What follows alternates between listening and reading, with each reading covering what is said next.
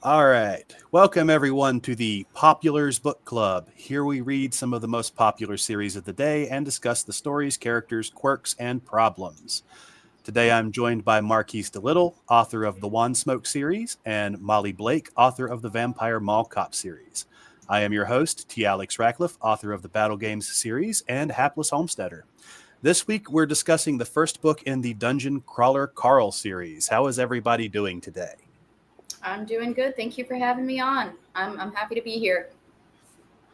Yeah, I'm happy to be here as well. I've had a sufficient amount of coffee and creatine to stay awake during this late hour.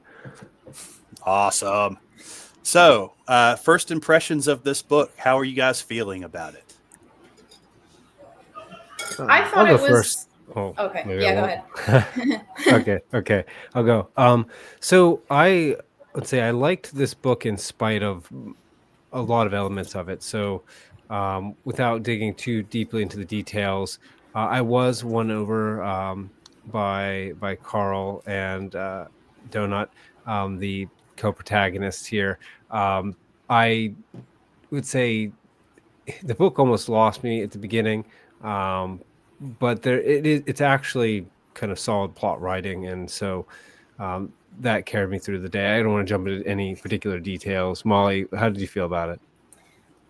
So I thought it was good. I was entertained. There were a couple of things that I think could have done better, but it wasn't like horrible. Like I I usually give when I review books on my blog, I'll give them like a star rating. This one would be like a solid 3.5, maybe 4. So yeah, it was pretty good.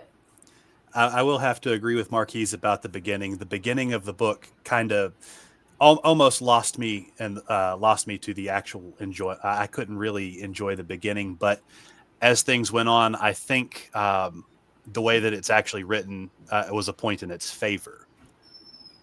But so the story begins with our protagonist, Carl. He's a boat mechanic for the Coast Guard, or at least I believe he still works for the Coast Guard. And he is out in the middle of the night trying to rescue his girlfriend or ex girlfriend's cat who jumped into a tree for some strange reason. And as he's getting yelled at by his neighbor, the world collapses and aliens have basically come to claim the planet through some bureaucratic loophole through the Universal Syndicate government. Now the world is set to be reclaimed by this, I think it was called the Borant Corporation. I think so, yeah. Yes. So it's being set to be claimed by the Borant Corporation, but the Earthlings have a chance to reclaim their lost minerals and lost world. And all they have to do is enter the 18-leveled world dungeon, which is apparently such a common thing that happens in the universe. They have it as option, I think, 2 or 3 out of 8. So Carl, who is now outside in his boxers, leather coat, and holding a feral cat, or nearly feral Persian cat, has to walk into the dungeon. So back to the beginning of this story. What do you got? How do you guys feel about this intro, where we get to know a little bit more about Carl and Donut early on? I mean, I could talk about it in terms of what we kind of agree on where the beginning was lost us. So, um, I remember feeling this way, but looking back at my notes, I put, I don't care about Carl or this cat, so there are no stakes. I felt like the opening was very, um, would say, plot centered before it was character centered, and this actually starts to invert as the story goes on. And I think this is a problem. Why do I think this is a problem? Because if I don't have any investment in the characters, then when all these people die, I also don't care. And so that kind of lost me. Yeah, that's really what I have like over and over again. I mean, I could start to talk about once they get down underground, but I think I would be going too far. So that was my problem. I didn't have any interest or sympathy for Carl at the start outside of the story. I did not appreciate the. So one of the things the book starts off with is we find out that his girlfriend is probably cheating on him with some guy she went to the Bahamas with. And I think that might have been a ploy to make us sympathize with him, but I think there's just a bit too much exposition here at the beginning. Oh, there was so much exposition. I was ranting about that in my notes. Because like I realized that based on where it starts, there's not really like an organic way to weave in Carl's and Donuts' past. Because like once the dungeons, like they're in the dungeon. So I feel like their pasts kind of had to be like info dumped, like, oh yeah, this is the girlfriend, this is the Bahamas guy, this is what Carl does for work, this is why he's got the cat, da da da da. But that it was not at all pleasant because I'm just like, why am I getting this whole info dump? I don't know who these people are. Make me care about them first. Very, very exposition-y. And then as to jump ahead a little bit, as like things got into the dungeon and as things progressed and you had to like learn all these new rules, it was like pretty much any time that a new element was introduced, like a new level or a new show or whatever, there was like more exposition as to how that worked. And I was like, spread this out, please. Well, there was an exposition about Frogger, for goodness sake. There absolutely was. So we'll jump ahead just a little bit here in the story, because as they are progressing down into the dungeon, they start to introduce elements that are kind of like game overlay. With this dungeon is actually treated a lot like a video game, and they go into a lot of detail explaining it. And we get a good look at the people who supposedly run the corporation, which are some fish-like alien people that they affectionately refer to as mud skippers. And almost as soon as they come in, they run into a trap that's set by some goblins, which I thought was kind of a cheap shot. And I understand I understand in the story why they did it, but I don't believe it was explained well enough for them to set this off and have as good a payoff. Because it seems that the dungeon was actually opened early, and that's why Carl is in there. But I feel like that the trap just feels like poor game design, and this is supposed to be a story about a world dungeon set like a game. Did anybody else have any different idea about this? I mean, I could speak, I guess, to it if hopefully my son's banging is not interrupting in the background. But yeah, so I actually really detested the game elements, not out of principle, but because they were very clearly input, not because the setting or plot actually required them, but for the sake of appealing to a particular audience. That catching on, I suspect catching on a trend. So yeah, it felt very go ahead, Molly. Ready Player One-ish to me, with the whole game thing and all the references. And I could totally pick up on that too. It was definitely made to appeal to gamers. Already the exposition was heavy, but when Mordecai started teaching, I'm like, oh, here's how you open your menu. I was ready to rip my hair out. I was like, oh my gosh, please tell me anything else. I don't care. It's a menu. So could I take this? Could I take this actually back to tie into before they went down? Because sure. I think this is the same issue, right? So looking at this from a literary perspective, there is a lot of artifice. Back in grad school, my mentor and professor, Jason Ockert, used to say, like, do not allow the reader to see the seams, like think where places are stitched together. And I think that this is an example of seeing the seams. So why is it that, you might say it's just there was too much exposition and that's why we didn't care. I actually think the causation's in reverse, right? So we don't care because Carl, at the way that he's presented initially, is a kind of unaware, pathetic man. Now he's perhaps not, because there's other aspects of his character that get revealed later. But the fact that the first thing they try to do is like, oh, pity this person. Well, I actually kind of suspect that a large part of the audience who would say project themselves onto the person they would like to just see pitied are also people who I would describe as not men of action, and the non-men of action excessively enjoy, what's the word I'm looking for, simulating being a man of action. Mm-hmm. And so what they want to see here is not, let's say, a type of kind of portal fantasy, or you could even use the anime term isekai. What they want to, where a character is transported into a dungeon world, because you could do that, and I actually think that would be to the story's benefit if you stripped out almost all of the game like elements. Now I understand he does a lot of things with his inventory and all of that, but I actually think you could have him have very similar inventive solutions without very much difficulty, but the author wanted to appeal to a particular audience, and so I think the pity at the beginning, and I think that the game elements throughout are an attempt at appealing to someone who wants to feel like I could be Carl because if I'm good at video games, I could be good at this dungeon and I could succeed in exactly the way that Carl's succeeding. I think that is, at least that was definitely something I thought the whole time, and it irritated the hell out of me. See, I caught the impression that Carl was initially set up to be a different kind of character, because the character Carl we see at the beginning of the story feels a lot different from the character we start getting about a quarter of the way into the story. He gets a lot better characterization. As far as the game elements go, I get what you're saying, but a lot of what comes with Carl being good at this is not so much that that you would be good at video games, because it's even revealed in the story that he's not, but because he actually worked out and was part of the Coast Guard and did hand-to-hand training, and also because he's just a bit chaotic in his own right. But I feel like the beginning of the book did a disservice to his character and did not prepare us for who he actually was by the end of the book.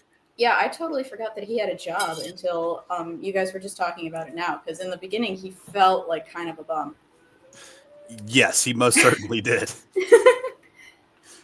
Well, getting back into the dungeon, Donut and Carl are both ambushed by a group of goblins with a murder dozer, which I'm assuming is just a ramshackle bulldozer with a bunch of killing parts stuck on the front of it. And through happenstance, they run into an actual tutorial guild, and they're initially denied entry. But after Donut the cat slips into the room, just because she's a cat and wants to get away from the screaming green people, Carl does convince him to go into the room, or convince Mordecai to let him into the room. Now, Mordecai as a character, I also feel his characterization at the start of the story was pretty weak compared to how he ends up later, but I don't think he's characterized very much in the first book. We get some idea, but I don't think we get as much as we do in later books. And forgive me, I've actually read the next 4 books in the series, so I have a bit more knowledge. Yeah. I see. Okay.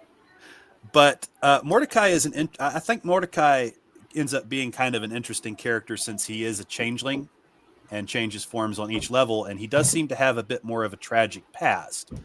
Though I don't think they emphasize that or utilize that as well as they could. What did you guys think about Mordecai? I thought his first appearance was also kind of info dumpy, because there was a lot of exposition of like, oh, this is who I am, this is what I do, la la la la la. I did start to like him more towards the end. I liked the illusion of there was some falling out with what's her face, show lady with the crab body. What's her name? If you hadn't asked me, I could have told you. Odette. There it is. Odette. Yeah, I liked sort of getting more about that, because that at least seemed more naturally implemented. But yeah, I thought Mordecai was okay. I definitely, of like the 3 characters that we meet right at the start, definitely the best. Better than Carl and Donut. One of the at problems, least at the beginning. One of the problems I do have with Mordecai is he seems to be there just as sometimes he feels like he's there to be just a reaction character to when Carl or Donut gets some big achievement. He can go, oh my gosh, that's such an amazing achievement. Yeah, I get that too. And then here's how to open your boxes. Here's like 15 of them. Here's what everything inside each and every one does. Well, because Mordecai was, he got more tolerable as a the story went on probably because of his relationship with Odette and the actual emotion involved with that. But I have a quote. I think he says like, "Buy his left tit," and we could talk about the humor, which I did not find funny throughout the course of the book. But I was just thinking what uh, Alex, you said about the characters being different in the beginning than they are as the story progresses. I think this might be true for Mordecai as well, and that there were, it's almost like evidence of an outline where these characters had initial iterations that then, through the process of composing the piece were developed and then changed, but there was no going back and making them fit what came to pass, or um, perhaps it is a kind of instrumental, push the uh, I wouldn't be pushing a personality out of the way, so I can't say that. But no, I didn't like Mordecai at first. I felt like his personality blended a little bit with, like, let's say, like the announcer. Like he shared some of the announcers and the messages at the beginnings, very juvenile sense of uh, humor, and I didn't appreciate it. We will talk more about the AI later because the AI is a character all on its own. And to clarify for those listening, yeah, Molly has a particular love for the AI. But to clarify, the AI is basically the dungeon master of this game. It's the one that sets all the loot box prizes, the quests. It is an ever-present voice that both speaks into the characters' heads as they achieve things and when they get into particularly difficult battles. Now, while they're in the tutorial guild, this is where Donut undergoes her transformation due to a special pet biscuit that is awarded to Carl for being one of the first people to bring in a cat. And Donut is suddenly given sentience, basically. And we do get a rating system for their intelligence and all their other stats because this is definitely heavily based off of video games. What were you guys' first impressions of the introduction to the sentient Donut as a character? Insufferable. Oh, I thought I was gonna hate her. I did hate her for a while.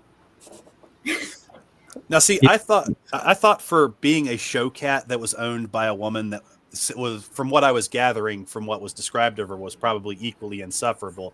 I thought it was actually a pretty good characterization of what a sentient show cat would be like. Yeah, you're probably right there. But also, at this point, Carl was also kind of insufferable, so I was just like, oh no, not another one. Oh, I'm gonna hate these people. But she definitely grew on me even faster than Carl did, probably. Yeah, I liked. I was anticipating hating Donut, but looking back, I don't think I disliked Donut as much as I thought I was. I was like afraid I was going to, and yeah, Donut becomes a well rounded character as the story progresses, and as Carl does as well. So I didn't mind. I don't know, all of the items, everything. They're like the pet biscuit. And it's not Deus Ex Machina because that's not the right thing, but that's what a lot of that ended up feeling that way to me. Where I'm perhaps getting ahead of myself, so I'll pull back. No, that's okay. It did feel kind of like a forced mechanism to make Donut a sentient character rather than just a cat. But in some ways, I could forgive it because we all knew it was going to happen, just by how the book was initially set up. I would But have preferred they just did it rather than to have like, okay, well, you have this, you get the special item that does it. Like, it wouldn't have hurt the story just to say, okay, like, oh, you're a cat, you made it into the dungeon, like, congratulations, you get sentience. Like, I feel like that would have been almost more natural. possibly, but I think that the fact that and Mordecai mentions this in the training guild, that wild animals do wander into these doors and they usually don't survive past the first floor. I do believe that was a good little line to let us know the kind of level of cruelty of this thing that they're set up and going in. Now, the pet biscuit still feels like a really flimsy way of giving Donut sentience and making her basically a cat wizard. But it was kind of the whole intro up until they actually leave the training guild and start out on their own felt like probably the weakest part of the book, I think. For sure. Yeah.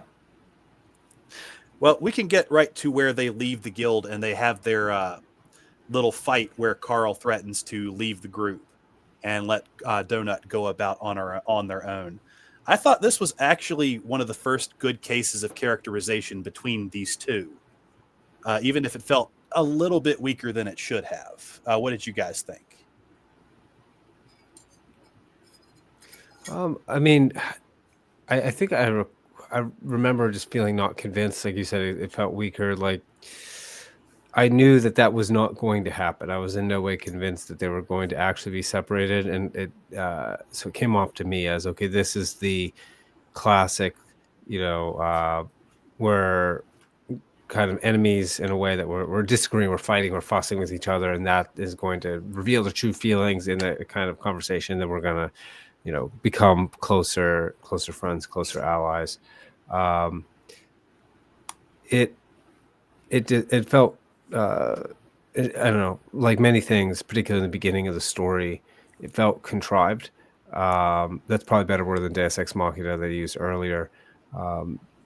Like I said, if I would have appreciated it more and probably liked Carl more if he just took really good care of Donut, liked Donut, and Donut liked him from the beginning, because this conflict doesn't really contribute very much to how I feel about the characters, and so it's not doing the work of having me be invested in their friendship, and so that's my opinion of it. Yeah, that's another plot point that I totally forgot. So that probably speaks more to it than I could. It was a very quick spot. And while it was mentioned earlier that Carl did feel kind of bad about bringing Donut in and he was having questions about whether or not to give her the pet biscuit, which I think was supposed to be a moment where Carl was supposed to be suffering with his moral dilemma, that we get robbed of that entire moment because Donut just steals the treat, which makes her smart in the first place. But this felt more like a speed bump than anything else, though it is supposed to. It felt like a speed bump, but it also felt like it wasn't supposed to be a speed bump. But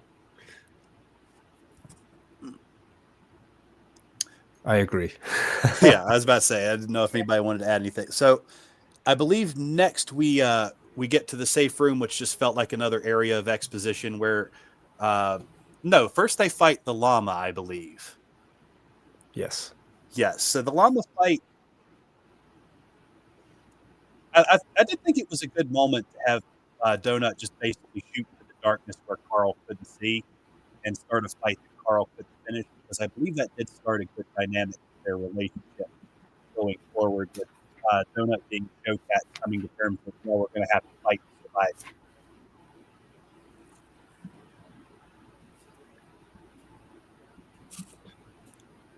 Your audio got There, a little bit watery there for me. Oh.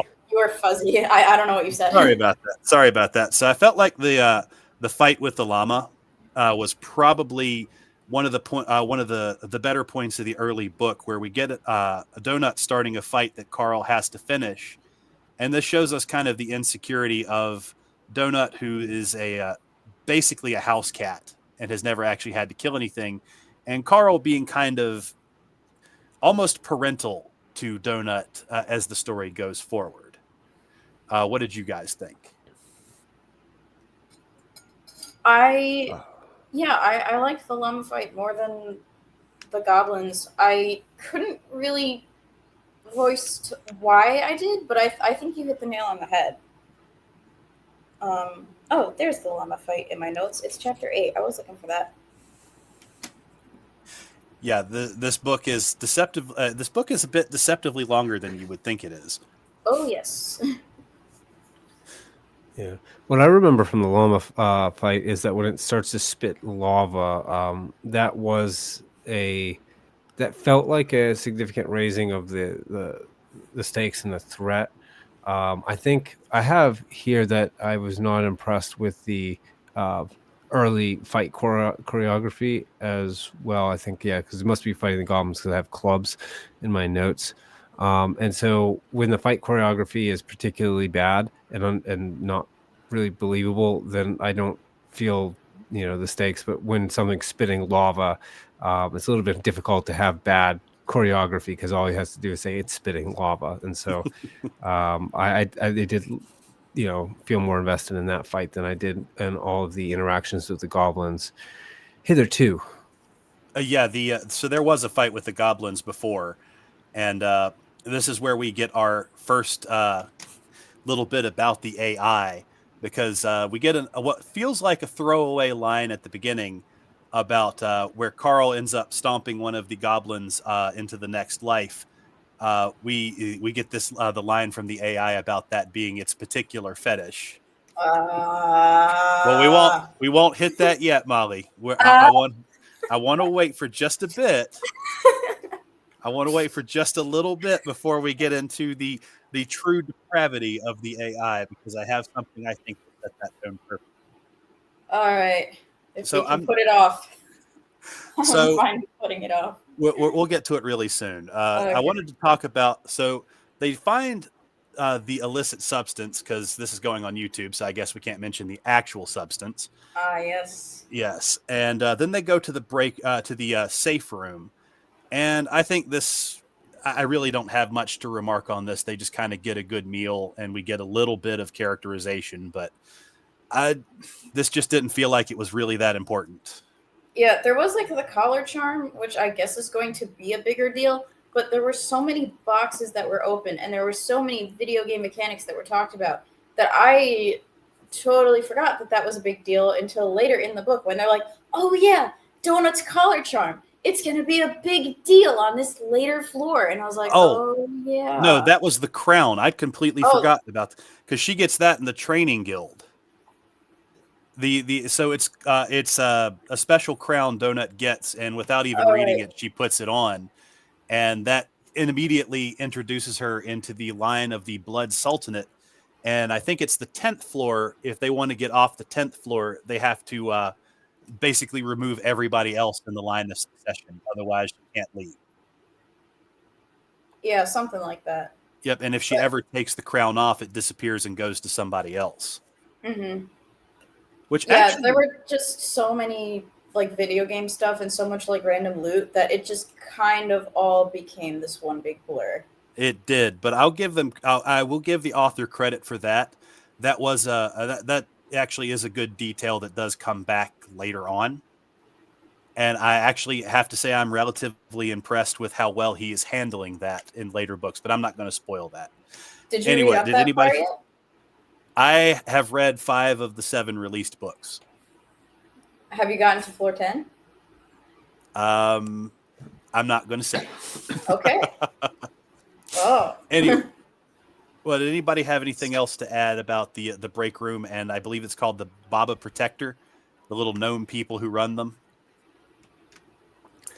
It reminded me of the Domovoy from Usagi's book, the naked hairy guy who does the chores.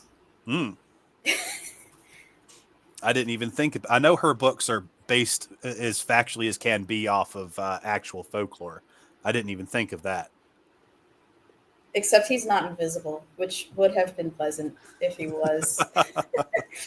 I felt like he was a underutilized kind of character because they don't really. I think they do encounter him again, but there's a lot of the safe rooms that are like they don't have him in them, if I remember correctly.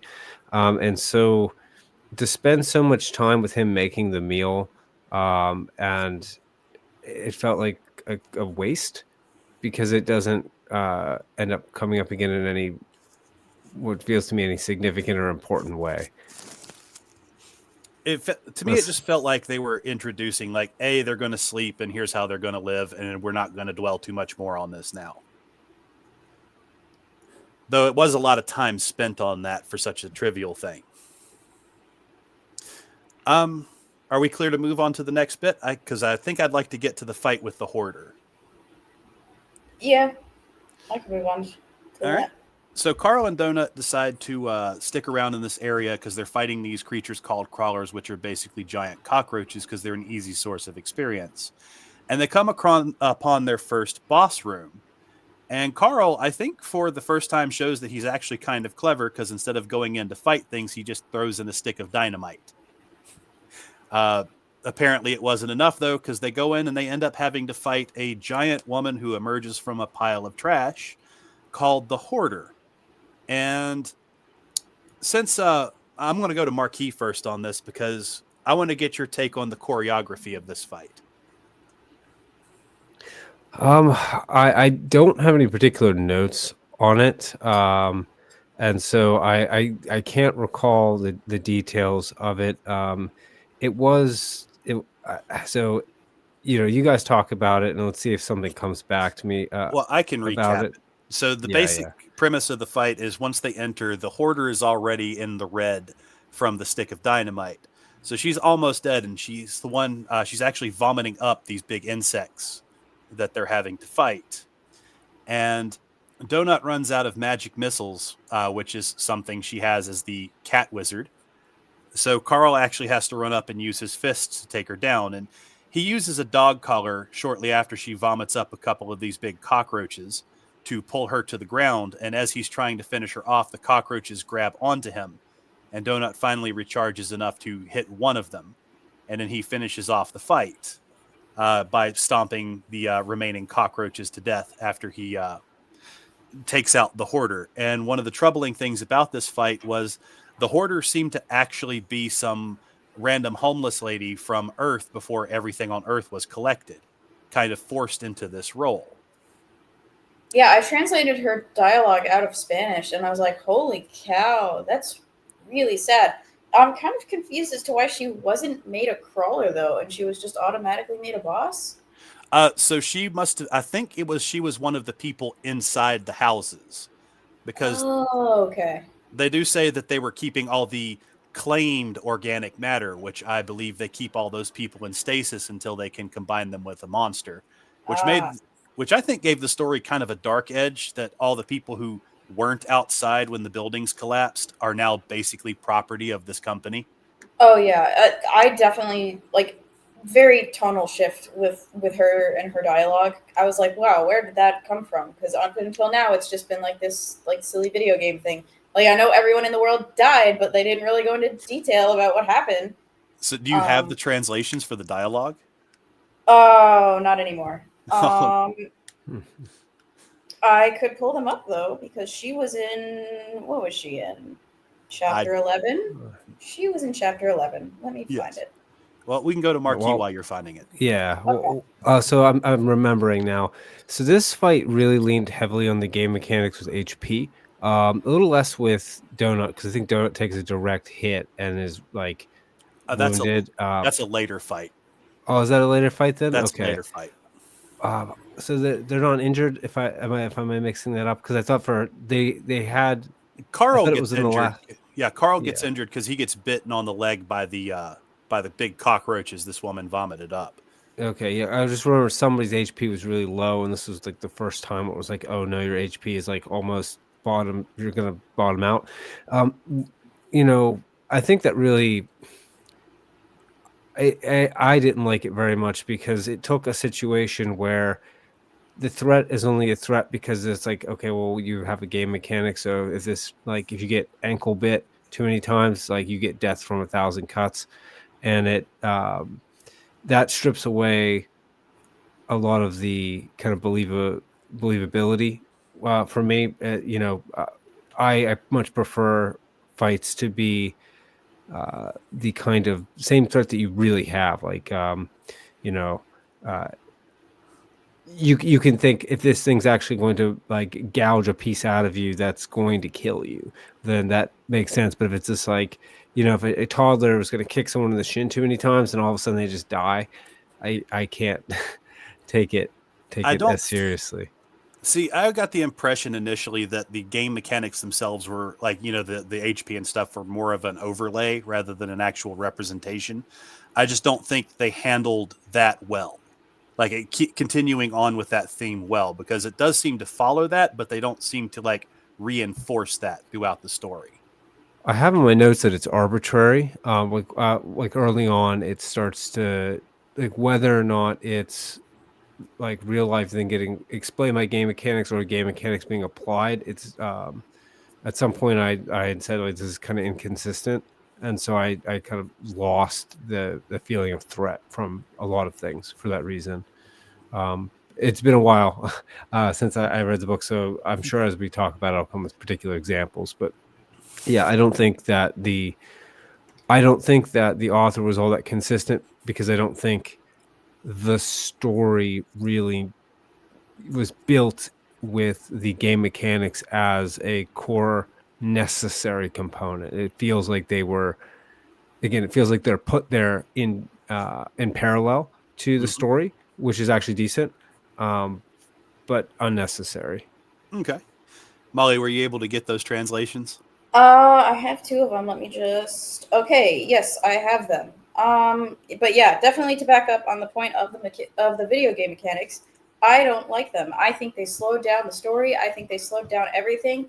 Like when you have books about movies, you're not filtering the story through descriptions of like the camera cuts and blocking. So I was just like, this is so pointless. This is so pointless. You could cut it all out. It made me very mad. Anyway, Spanish translations. Her first line of dialogue: I don't know what's going on. My stomach hurts. I don't know where I am. Please, I'm afraid. And then she's got to help me. And then this one's like the really gut punch. I'm sorry if I was a bad person, she said. She closed her eyes as tears streamed down the non-burned side of her face. The woman had only one misshapen tooth in her mouth. I didn't want my daughter to get sick. I don't want to be in hell. Please send me Jesus. I was like, holy cow. that came out like that was completely not the tone of what we just read. No, and I do appreciate that we had unless you're willing to go translate that, you don't get you don't really see how dark that actually was. So after the fight, and here is where we can talk about the AI, because I do have something for that.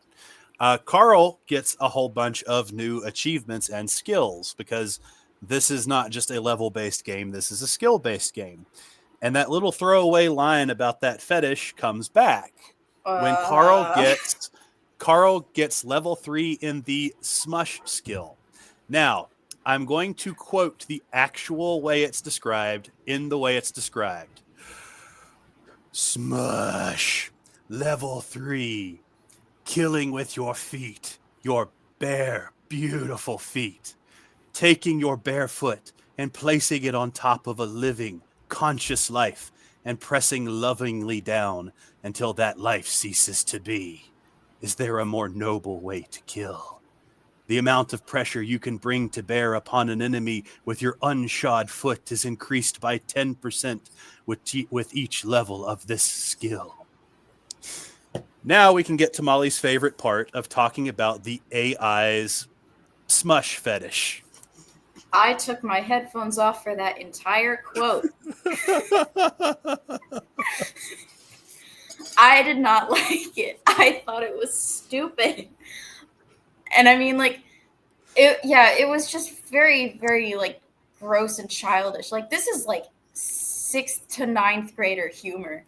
And I don't think this book is written for 6th to 9th graders. It is a massive tone shift from what that poor woman was saying who was vomiting up cockroaches to the AI's particular fetish.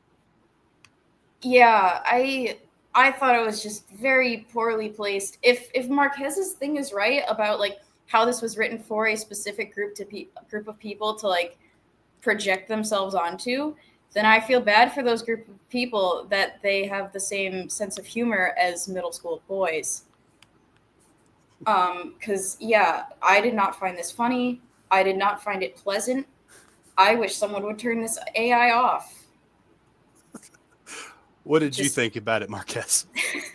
The same thing as Molly. I'm a little less offended. I come from a rather seedy background here in, let's say, addict infested Wheeling, West Virginia. But yeah, it was juvenile, and that's what I thought about. I didn't think it was funny, and so it didn't contribute anything. And it was trying. It's like, if someone's like bombing on stage, like a stand-up comedian, that's kind of how it felt, just watching someone bomb over and over and over and over again. So I did not enjoy the AI and its foot fetish humor. I did think it was rather off-putting, though I did have to read that exactly because I knew Molly had a real problem with the with the AI's foot fetish. You're so mean. I will admit, in later in later books, it does come up again, and Oh, come on.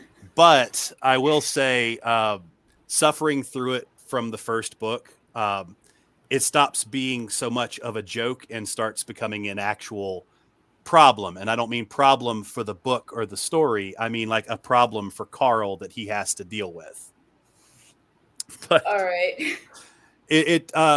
I will again say I am impressed with this author's ability to take things from the first book, especially trivial things like this, and actually build them up into something that becomes somewhat interesting.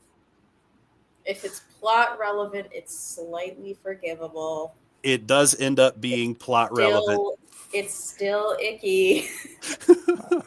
I mean, I think even that feels kind of cheap to me. I had a conversation before about plot and multiple books or long stories, and I haven't read the other books. I think I would end up enjoying them because I had ended up enjoying this book by the end. But it's kind of, I don't really view it as a get out of jail card, because we're all authors. We kind of know if you write anything in the first book, you can look at what you wrote in the first book and decide to turn anything into like a plot relevant point. So like we know how the sausage is made, and so I can't know. give him points on how this was executed in the first book. I can give him points on making it taking this fairly creepy thing in the first book and making it something that actually feels not just relevant but kind of threatening later. Yeah, I think it would have been tolerable if, like, instead of Carl just getting numerous bonuses, if it was hampering him, like he actually did need shoes, and this thing was like, because it had a deviant sexual fetish, was preventing him from getting a dire piece of equipment, or like just because we take for granted we're having shoes, but like what is it in the Civil War? If Carl was like a diabetic with foot nerve damage and this stuff was going on, I could see that being like more of a conflict. Or I don't know, like maybe he broke a toe, like in his Coast Guardness. He hit it against something. But yeah, it was just yucky. It was very gross. Just yucky. Bad. Well, let's move on from that now that I've had my laugh at Molly's expense. So shortly after this, we get another time where they rest, and now it's time to go exploring the goblin area, because earlier on when Garl killed those 3 goblins, he got a goblin pass that was basically a tattooed branded on his arm.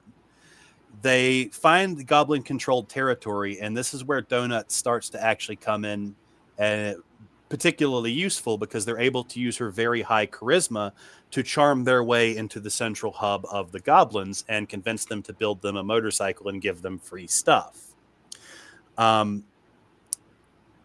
Now, before we get to like the actual boss room in there, did anybody have any notes on this particular part of this book? There was the body of the other crawler. Yes, we'll get to that. That happened short. I'm going to bring that up because I want to put those two together because they don't meet the person that's relevant for till after this part. Gotcha.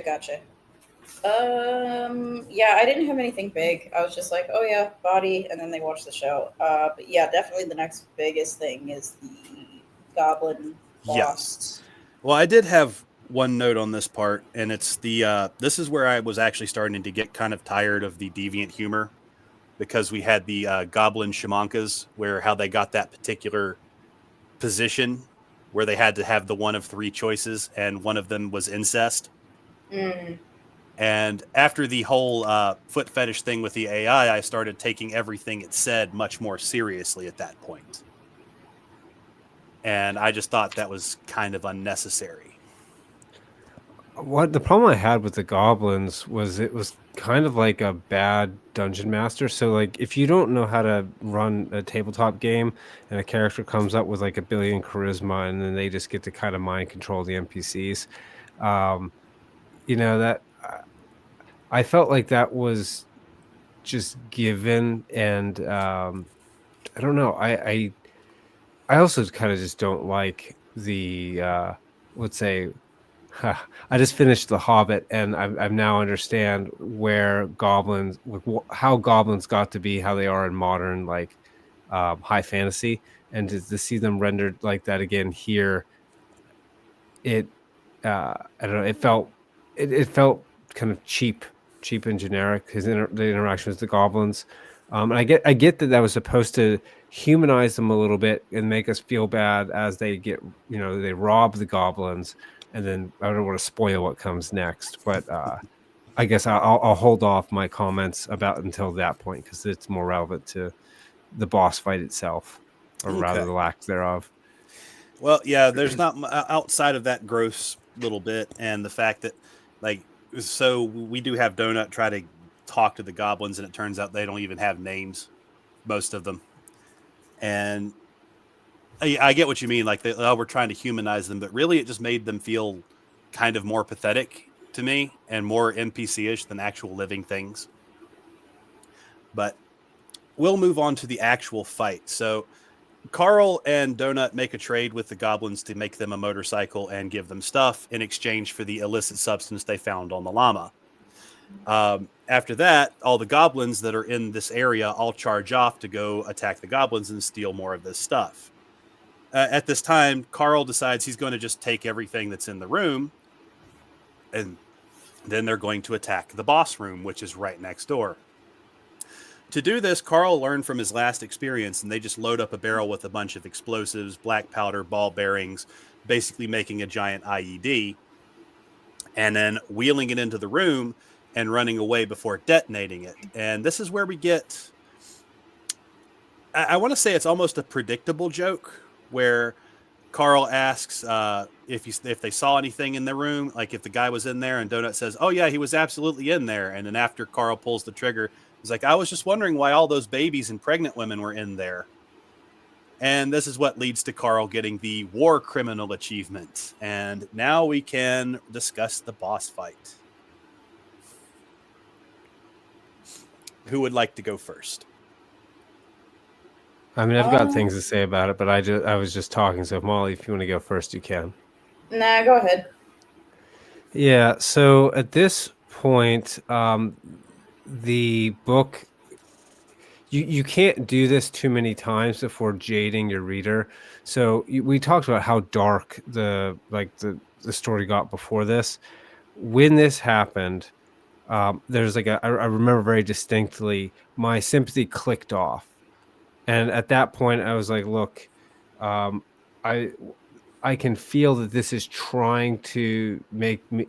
I could tell that my emotions were being manipulated because it was almost too over the top. Now, again, they're also just goblins and they're NPCs, so like if you remember that and keep that in mind, a similar fashion like Carl does, like, oh, they're trying to kill us, then like it wouldn't have as big of an impact. But if I just think about it, it's like, okay, the world is going to be so terrible and awful that almost everyone was killed in a very terrible and unfair way. People are being turned into monsters, and now it's like, okay, we're gonna put children and innocents in the boss room so that you could punish Carl's clever use of the bomb. Yeah, it killed a lot of my ability to care about how terrible and dark everything was, which I don't think you actually want to do. I think that was a mistake, and that's what I have another thought, but I lost it somewhere. So if it comes back up, I'll mention it. But that was the distinct reaction I had. All right, Molly, what do you think?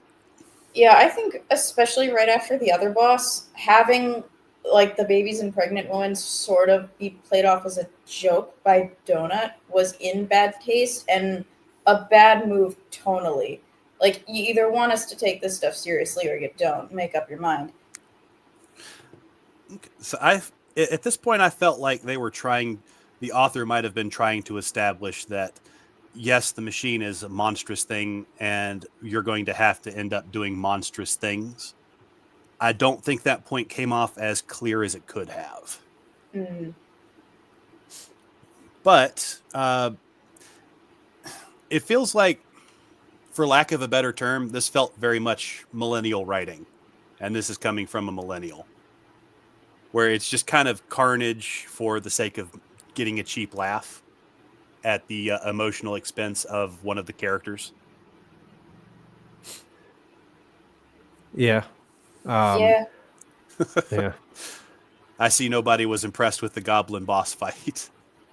That's okay. Nah. We can move on because I think the next section actually did present something that felt more like a threat.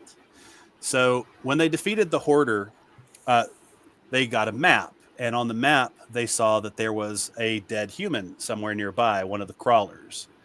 Since they were unable to claim anything from the goblins after they blew the boss room up because everything around it collapsed, they decided they were going to explore what happened with this particular dead person. And it turns out to be just a naked woman because she was robbed of all of her stuff. And it tells them that she was killed by another crawler. And I believe, was it right after this that he actually runs into this guy? Very shortly after he gets into he gets into a safe room first, but Yeah. And then Frank gives him the sob story about being an ice raid agent and then the raid going wrong. And then the attack freezy thing happens and then they get out. Right. So they meet. Yeah, that's right. They meet. So they find the woman, and shortly after, they run into. They go to another safe room where they run into the man who killed this woman, and he gives them a whole sob story about, oh no, we were actually trying to stop her because she was doing all sorts of bad things. Before this guy and his partner try to take out Donut and Carl in the safe room, which they get frozen because you cannot attack in a safe room. As they're given, I think it was like a 5-minute lecture, Carl and Donut run outside, kill a nearby mob, and plant a bomb on it so that when these guys try to loot it, it will go off. And then I think we get to the point where they put as much distance from this room and then these guys as they can. And that's where we run into the old folks. So as they're progressing through this dungeon, they start seeing these signs telling people to go this way or that way, and they run across a bunch of retirement home employees trying to take care of the infirmed residents that they had evacuated, and they had brought them all down into the dungeon, and now they're all kind of cured of most of their ailments, but most of them are still old and can't take care of themselves. So what were you guys' thoughts when we first ran into this whole group of old people? I thought Brandon talked a lot. I also thought that when Carl was on his motorcycle and he's just like, man, I remember 12 years ago when my father abandoned me. And I'm like, wow, again, with the very, very obvious like exposition, like, oh, it's exposition time now. Sit down, kids. We're telling you about Carl's past. That irritated me because that happened a lot where things were just like derailed and it's like, let's talk about this thing now. I didn't know how it was going to go. I was kind of open to how the old person section was going to go. I thought, yeah, Brandon was chatty. I think I thought that somebody was going to end up being evil. I had the suspicion that here, especially after the like blowing up the room with the goblins, that this was another, or it was eventually going to be another opportunity to kind of do a kind of forced moral tragedy where there's no way that these old people are going to be able to get all the way through the dungeon. So what they're going to do is they're going to make us attached to them and eventually kill them.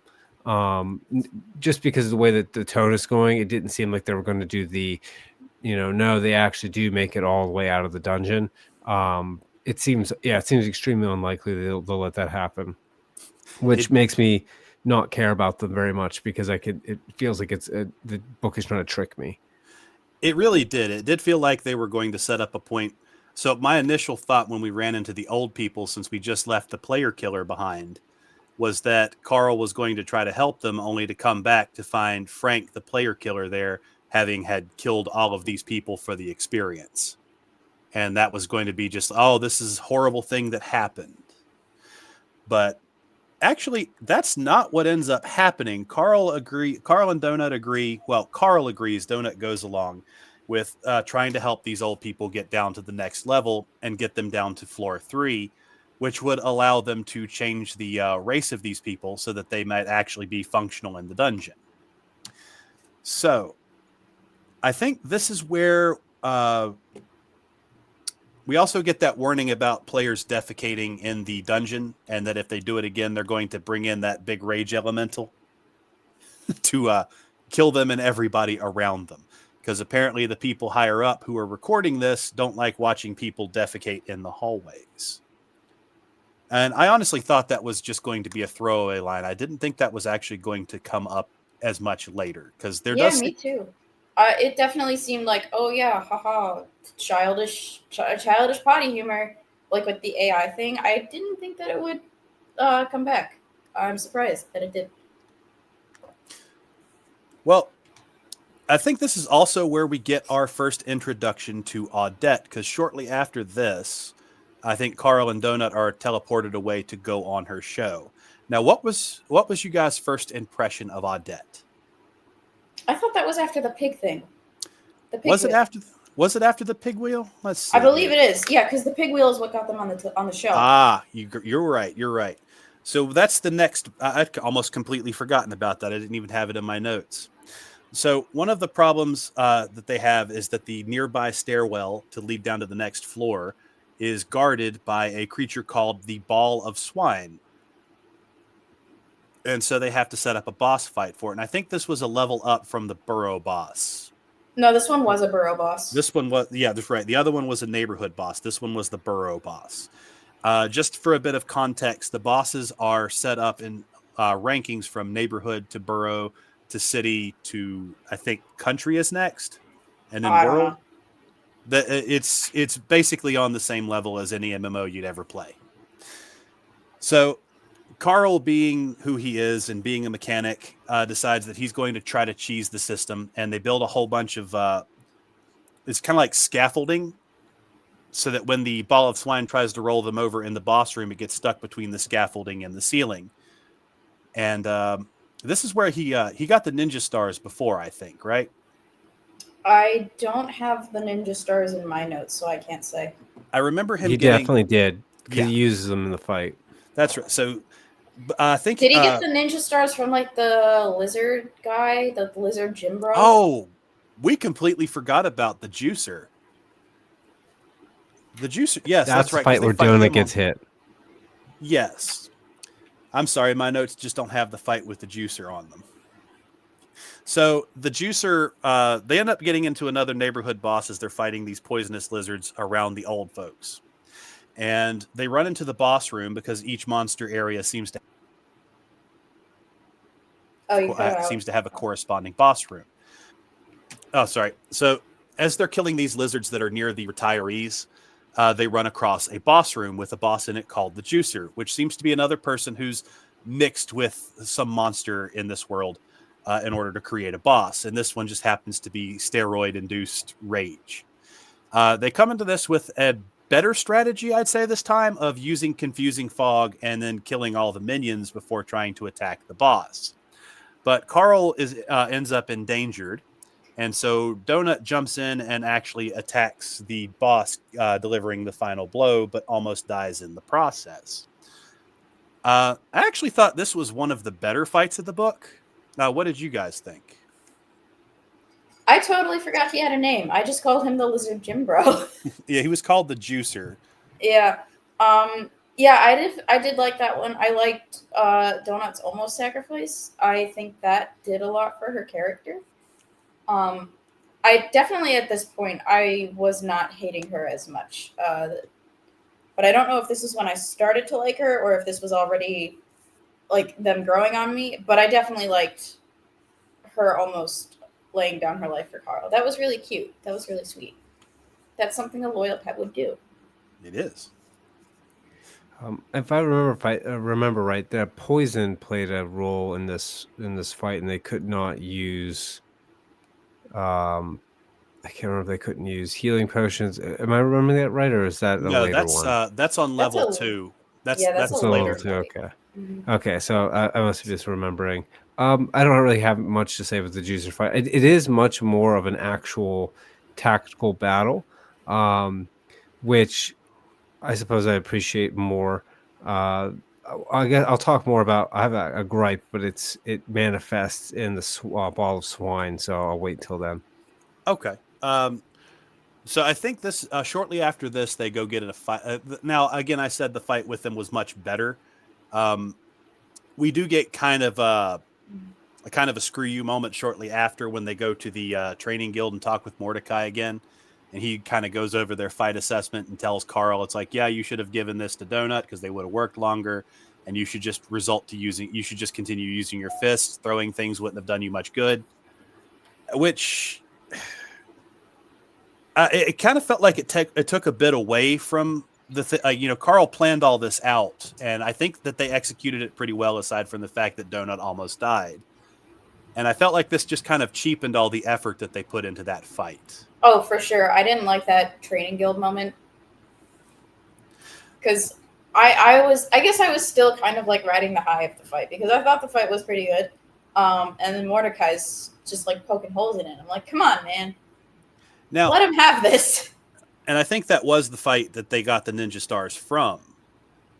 And the Ninja Stars, if I remember correctly, allow a cumulative of an 8% bonus to damage, but they're also very fragile, if I remember that correctly. So we do get Mordecai at this point starts kind of playing the part of mentor, I think, a little better, where he's actually giving them advice, even though I feel like his advice cheapened the victory they just had. Can I jump in on that? Because Yeah. I think I know why.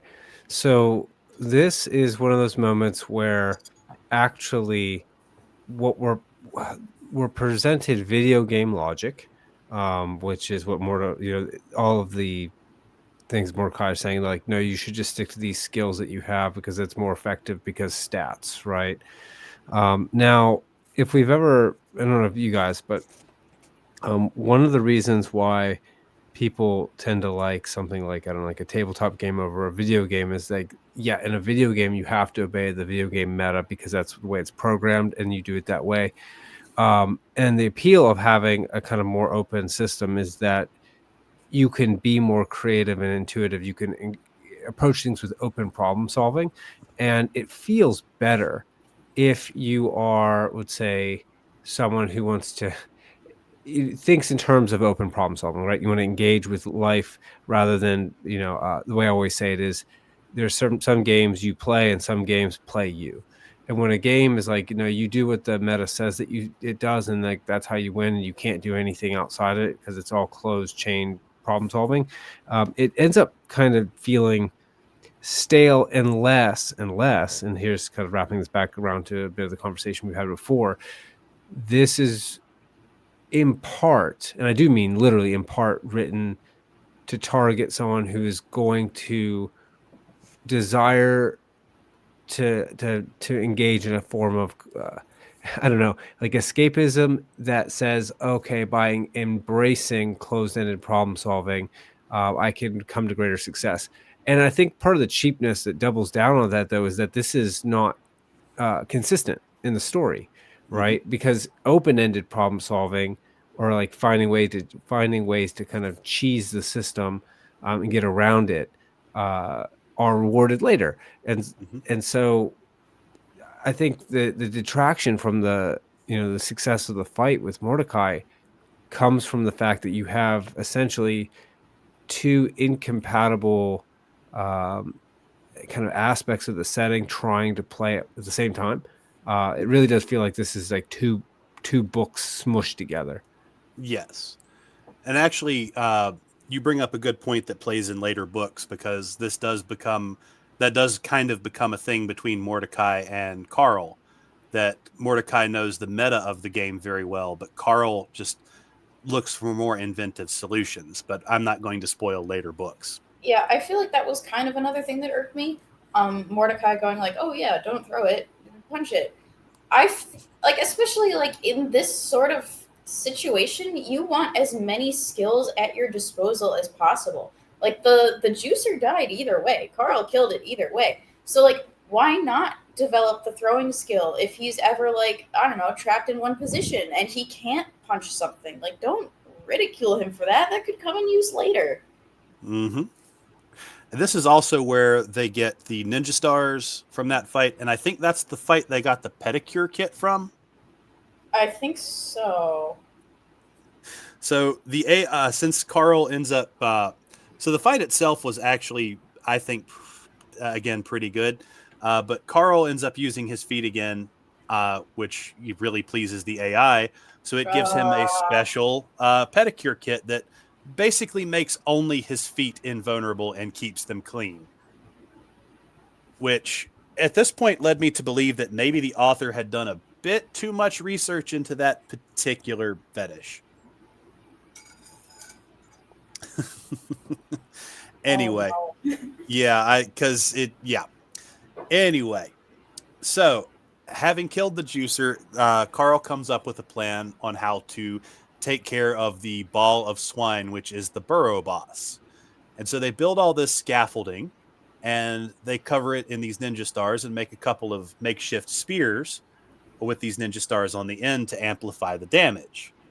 They manage to position themselves in the middle of the boss room because this giant ball of swine literally just runs over things. And they erect this scaffolding in a hurry. And it ends up pinning the ball of swine between the scaffolding and the walls, and the ceiling, where they just proceed to, lock it in place and go to town on it, which eventually disintegrates the ball, revealing that I think they were like swinelings or piglings or something, like small They were orcs. like pig orcs, and I wrote in my notes that I was really mad that they didn't call them porks, because that would have been such an easy joke to make and such a funny joke to make. Well, it turned out that these guys formed the ball of swine because they were in the middle of a group activity that we can't name on YouTube. They were And having a party. yes, they were having a very distinct kind of party. And so we have a bunch of little pig orc people in tuxedos and dresses, and one dominatrix in the room, which they have to proceed to end in order to clear the boss room, which opens the path for them to go down to floor 2. Now, what were you guys' thoughts on the fight with the ball of swine? I thought it was clever. I liked the fights where they like built a thing and then used things in interesting ways. That, and then the fight with the wraith thing later, I really liked those. I thought it was smart. I thought it was fun to read. I thought it was like very original. Even I thought it was very clever. I liked it. I should have liked it. Here's my issue. I thought of this back with the goblins, but then I forgot. Now I remember. So way back then, right with the goblins, when I think Carl says like take everything. I think Donut goes everything is everything. So at that point, they have so much in their inventory, and they've gotten so many different things. I can't keep track of it all. And here's where I think the video game components are robbing the inventive solutions that are in fact good, is that when the characters have access to more resources than I could possibly track, I'm thinking from like with my author's cap on, what that means is that in any situation, anything could kind of be contrived to get them out of the situation. And it doesn't, because I have that in my head, it didn't feel creative anymore, because there's the limitation on what they could do was really, really, really blurry. It starts to feel a little bit like a wizard did it, right? Mm-hmm. Like, do you see what I'm saying? Because No, it's I'm reminded of several animes that have that problem where the main character gets so many skills that you can't even keep track of what they have anymore. Yeah, so I agree with Molly that the fight in terms of like if literally like they had to figure a way to get these tables in there and like get the structure built like a Roman what do they call it, the tortoise tostitas or whatever, like, and Hmm. then get to make that work. I think that would have been really cool, but because it's, running there. Oh, by the way, I took a million workbenches, and they're like massive. It's just, it felt like they were cheating, and I didn't like it because of that. I should have liked it, but I didn't. No, I can definitely see that. I did enjoy the fight. I can see where you're coming from, though. It does get really hard to track all the things Carl is picking up because he just picks up everything because he can. So he's basically robbing everyone. So it does make the solutions a bit too easy. I did enjoy the fight. I was a little disappointed in the end where it turned out that it was really just because it was a bunch of rich people having a party that thing formed in the first place. I felt like it was a joke that didn't land, which there seems to be quite a few of those in this book. So, any other thoughts on the fight with the ball of swine? They should have been called porks. It would have been so funny.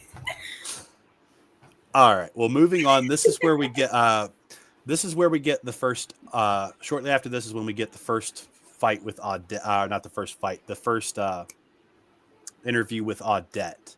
So, what was you guys' impression of Audette?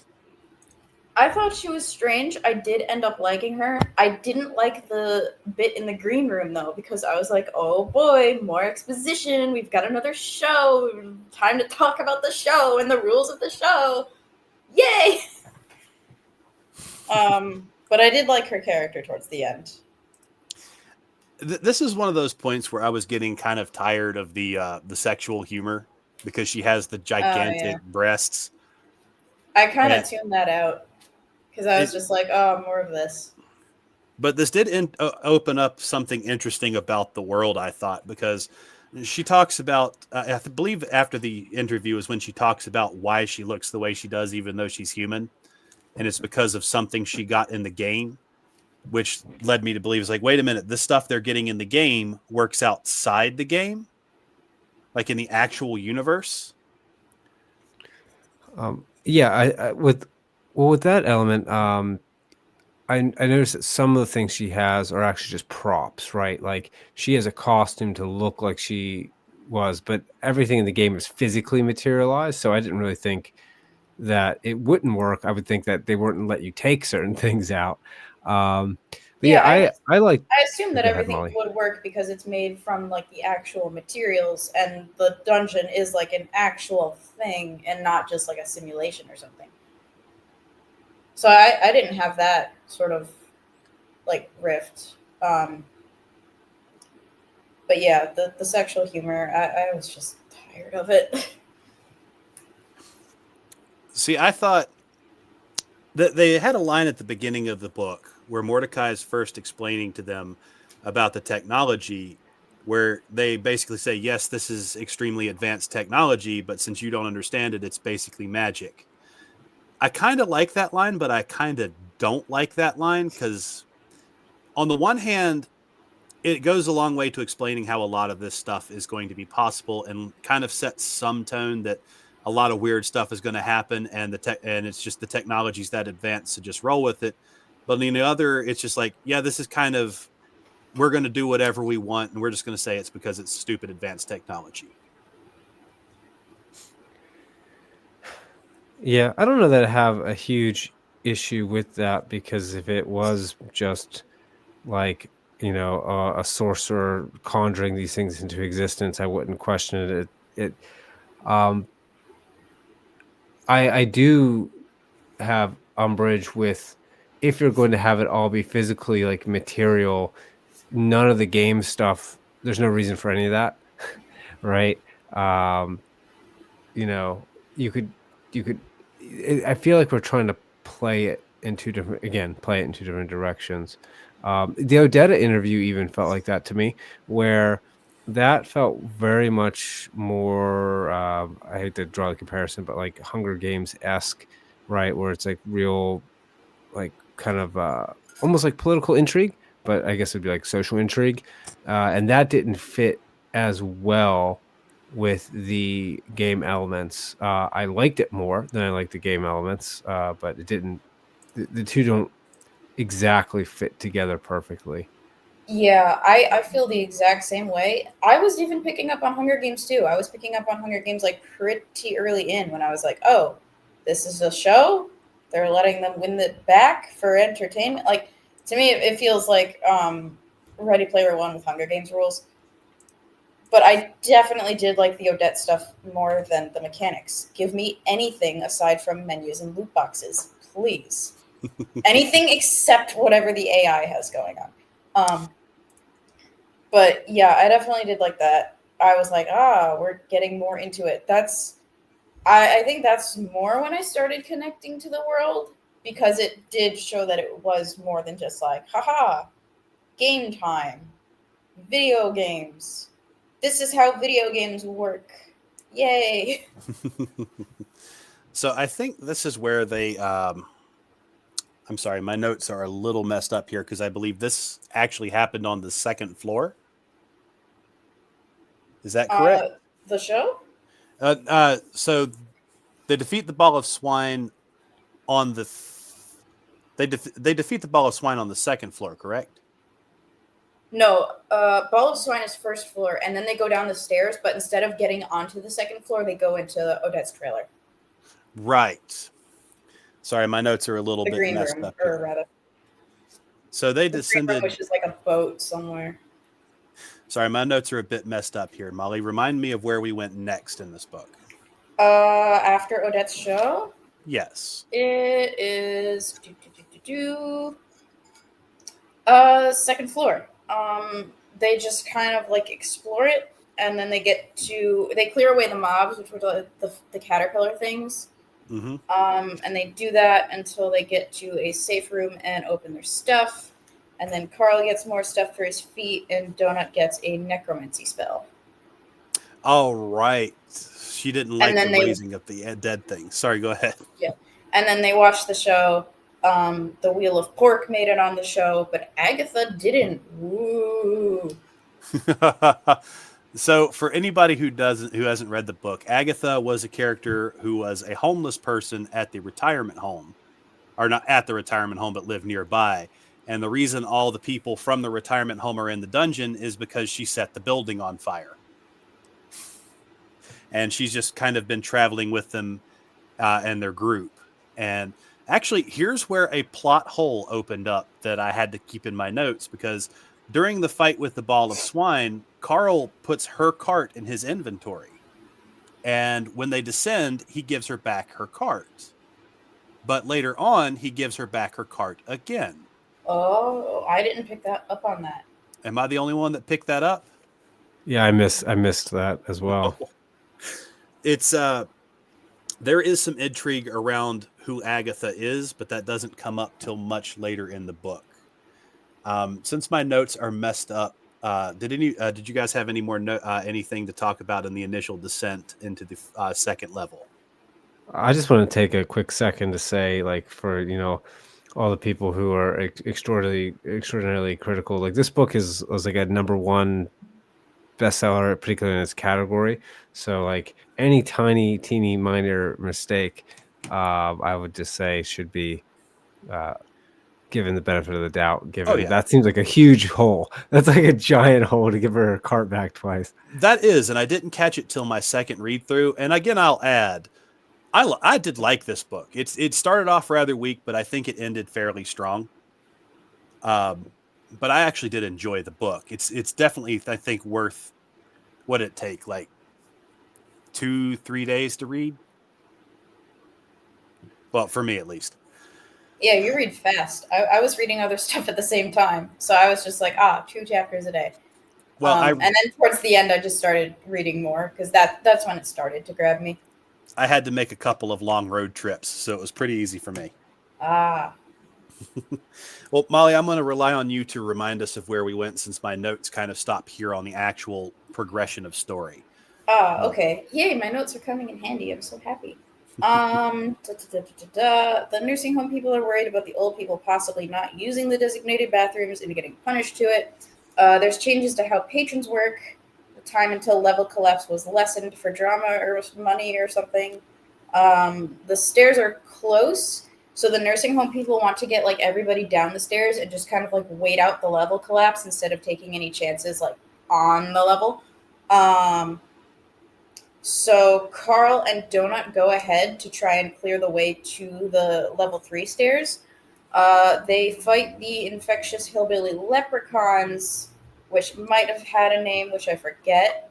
So They one steal thing the I moon sign, one thing and I they did make want to add, sorry to interrupt you.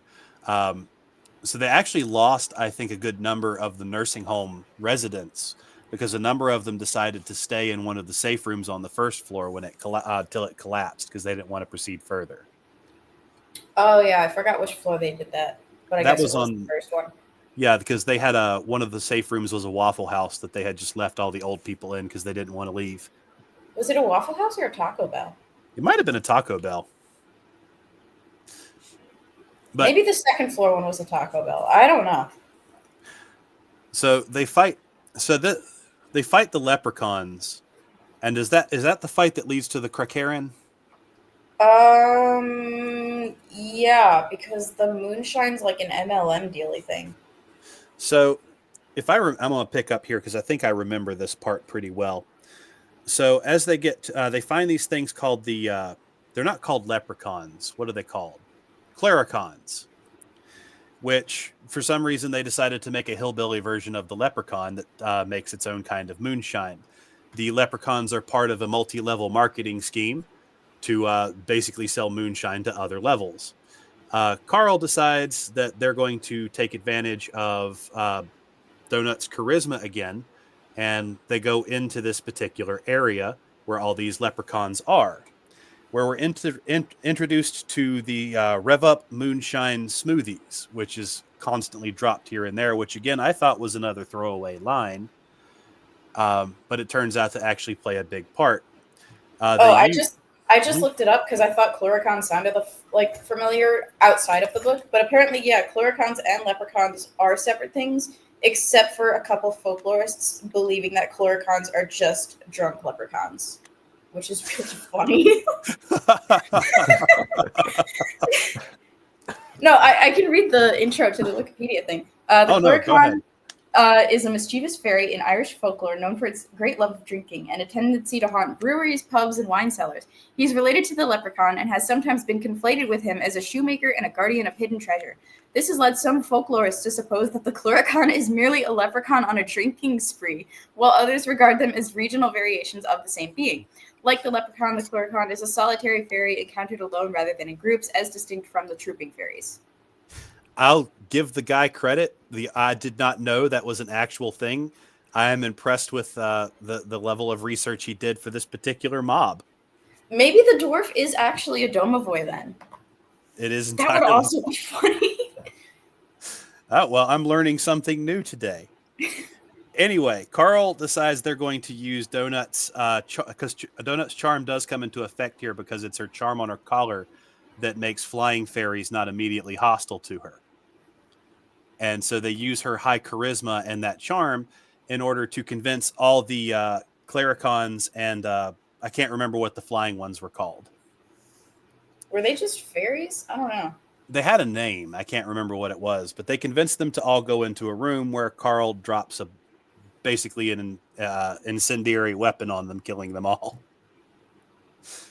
And this is where we get one of the flying fairy. He collects one of the bodies of the flying fairies, and they try to prepare for the boss room, where the boss actually comes out of the room. This boss has a special debuff that's kind of like poison, but not. And if you get this poison, if you catch this, you cannot heal. But the Rev Up Smoothies that I thought were a throwaway are actually something that protects you from that. So the boss coming out of the room is called the Krakaren. It's, I guess, a mix between a Karen and a Kraken. I would assume. What did you guys think of this particular fight?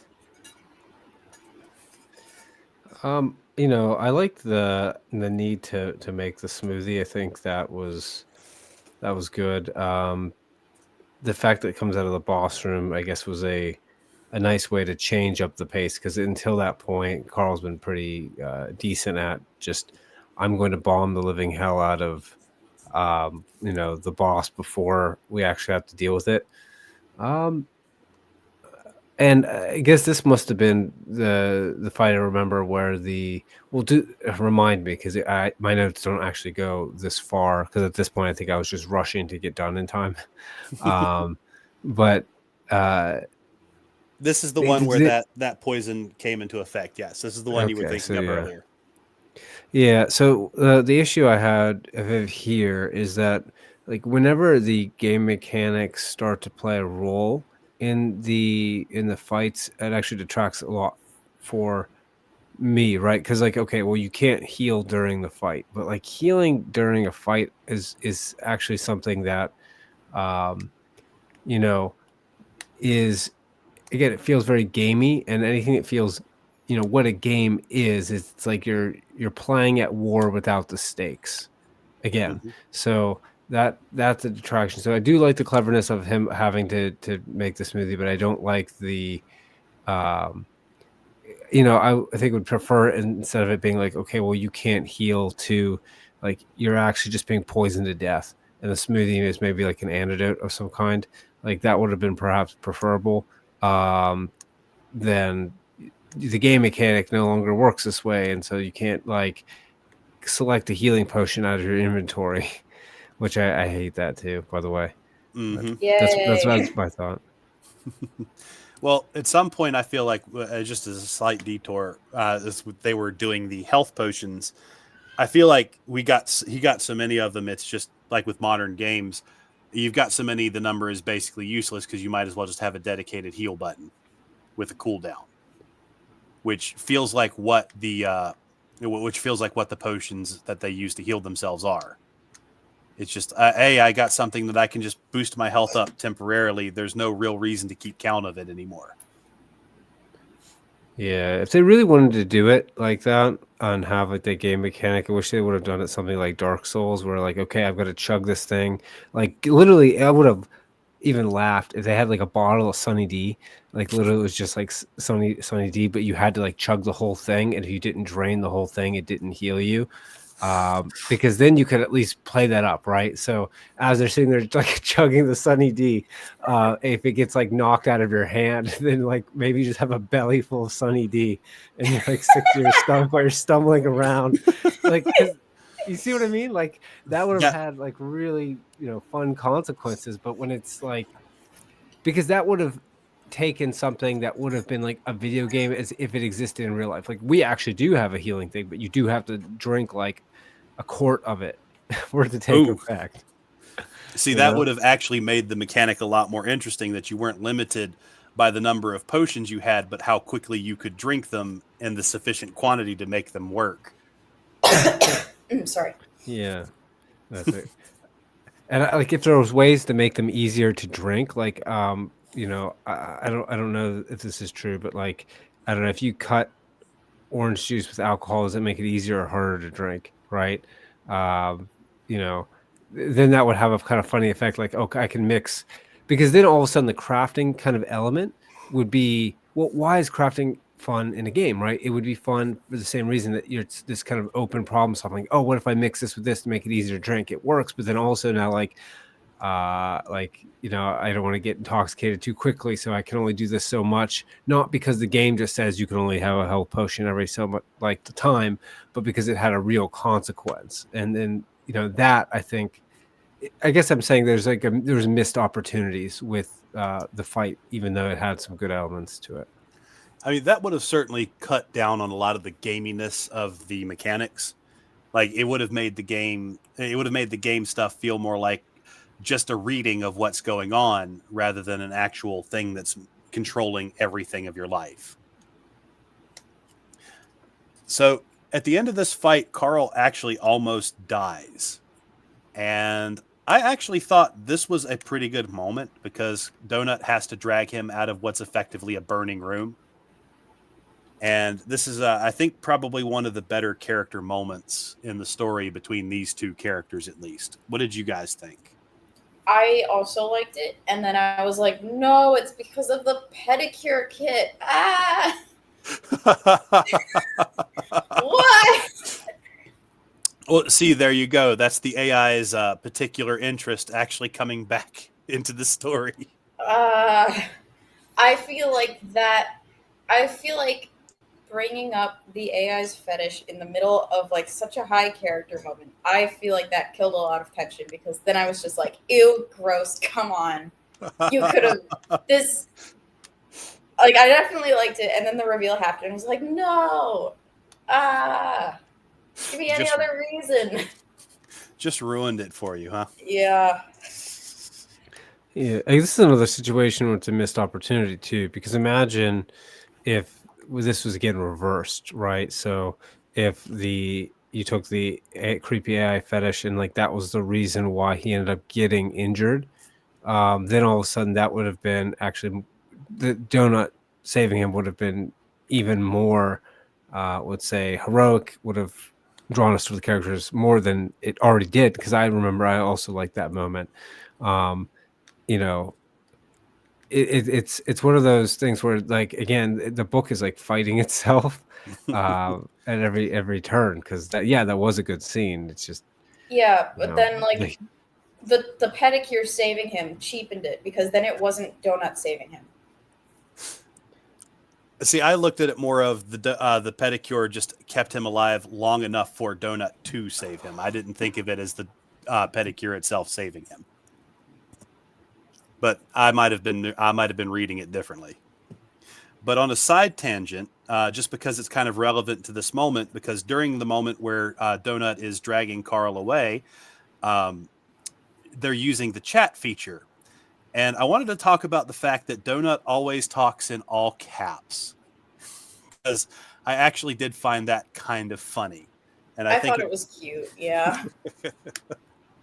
is even with have they met Zev by this point? They're No, the not yet. representative. Okay, that's actually a fun little dynamic we'll get to later. Oh, I really liked Zev.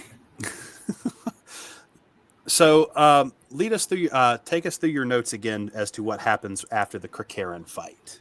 Okay, Carl almost dies. Donut drags him out of the fire and he lives. They survey the boss room, then go find Mordecai and ask him questions. Since they're being watched now because they made it onto the show with the Wheel of Pig, Mordecai is being a lot more cagey with his answers, but he does tell them that he hates Odette. And then Carl and Donut open their boxes. Carl gets new cartoonish underwear. Then a person from the Boron Corporation shows up to talk to them. And then that's Zev. Okay, so actually, And I do want to. Zev's like the only character who I liked immediately from the start.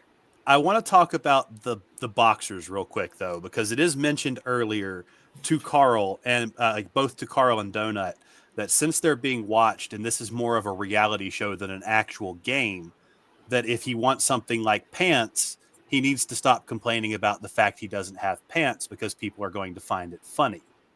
And I thought this was actually a really good payoff to the fact that he's always complaining about not being able to get pants or shoes. But what did you guys think? Yeah, I actually did like the reality TV element of it. Again, it's very Hunger Games, but at the same time, it's not actually a bad thing. And it is an element that if we want to say, okay, learn to play by the logic of the game, right? It's a bit like Gladiator, right? Like, yeah, I could just go in and here butcher these guys, but then the crowd doesn't like me, so I have to remember the fact that I can't just do this efficiently and effectively. I also have to do it in an entertaining way, because life is a bit like that, right? Like, it's not good enough that you win a fight out in public. You also need to win the fight in such a way that the people around don't turn against you, and suddenly you end up in a situation where, yeah, if it was just you and that guy, you would have won, but because like you started winning too well, maybe some people decided, okay, like we need to jump in on his side because we at least know that guy, and this seems like too excessive. So I like that bit of extra dynamic to the story. How did you feel, Molly? Or were you just upset at the fact that now he's basically permanently in boxers? I guess, like, if you count upset as to me just sort of like tuning it out to be like, oh yay, more childish humor, ha ha ha, underwear with hearts on it, wow. Yeah, at this point, I just felt like antipathy. Like, okay, he's not gonna get pants or shoes, whatever. No, I can The agree to rest of that. this has been very silly and childish, so yeah. Well, the thing is, until he goes changing his equipment, it almost doesn't matter that he's only wearing boxers. And in fact, most of the time I forget. And it's kind of, it feels very MMO that he's wearing what appears to be just ridiculously mismatched equipment that makes him look like, that if he were to wear in real life would make him look like a crazy person. But that almost doesn't, like, it almost is never brought up by any of the other characters. At least when it is, it doesn't feel very relevant. Everybody talks to him like he's a completely normal person. And I Yeah, think the only time I think he gets odd looks is when they see the name change that Donut made to him, where he's the royal bodyguard. yeah, I guess the shoe thing really got to me more than the underwear. I don't think I definitely cared more about the lack of shoes because then that just kept getting brought up. But like the underwear, it didn't really leave an impression because it didn't leave an impression. But I just figured, yeah, he's not gonna get him. It's just gonna be silly. All right, well, we can move on to Zev, and Molly, I'll let you take the lead on that since you Yay! really like Okay. Zev. So all right, chapter 36. Zev is actually a pretty nice fish lady. I was worried at first that she was gonna be like evil, but then she's just like this tiny little fella, and she's so cute.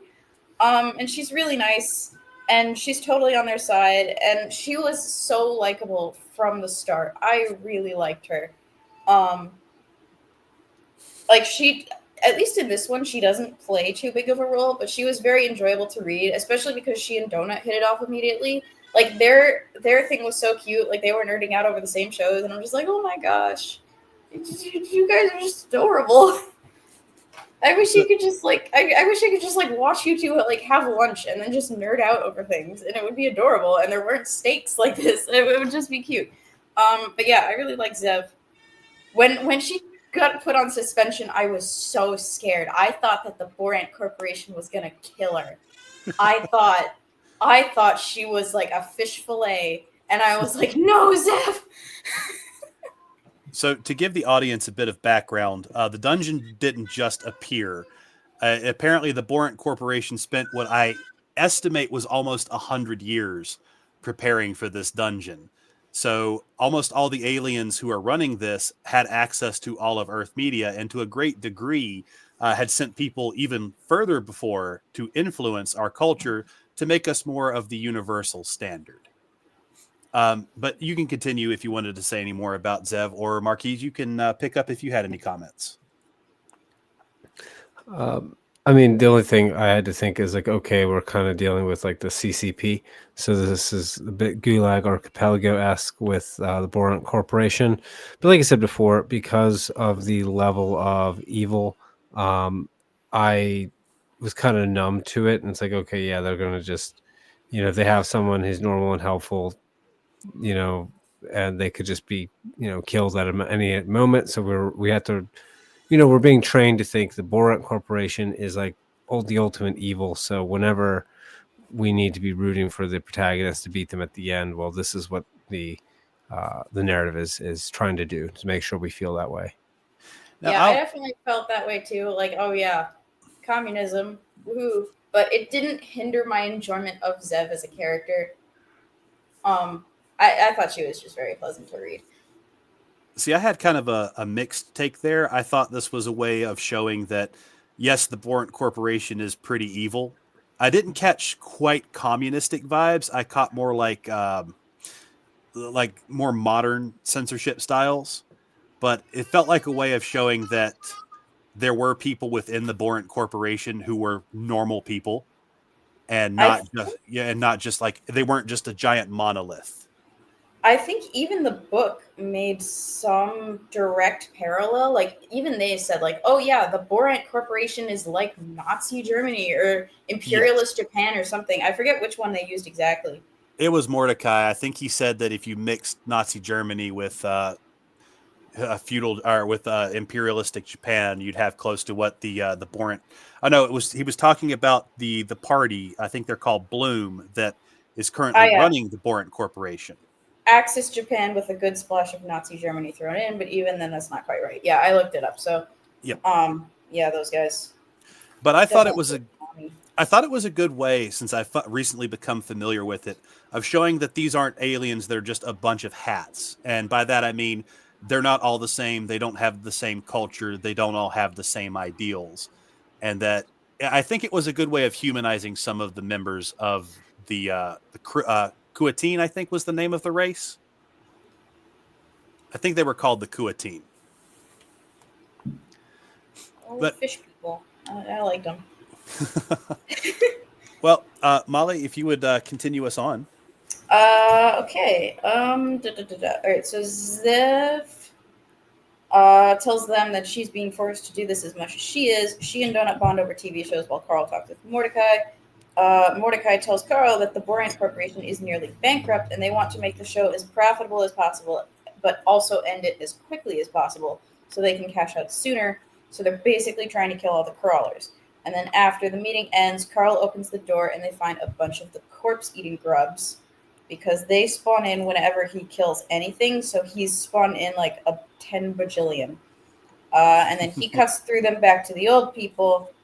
The nursing home people have made a train, so that's cool. And then Carl jumps in and helps them get to the safe room. And then right in the middle of this heartwarming moment, as Donut is being all cuddly, and this old lady is talking about like, "Oh, you remind me of my son or my husband or something."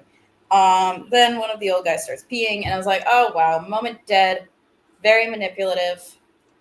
There's the thing that kills the people for peeing on the wall. Who could have seen this coming?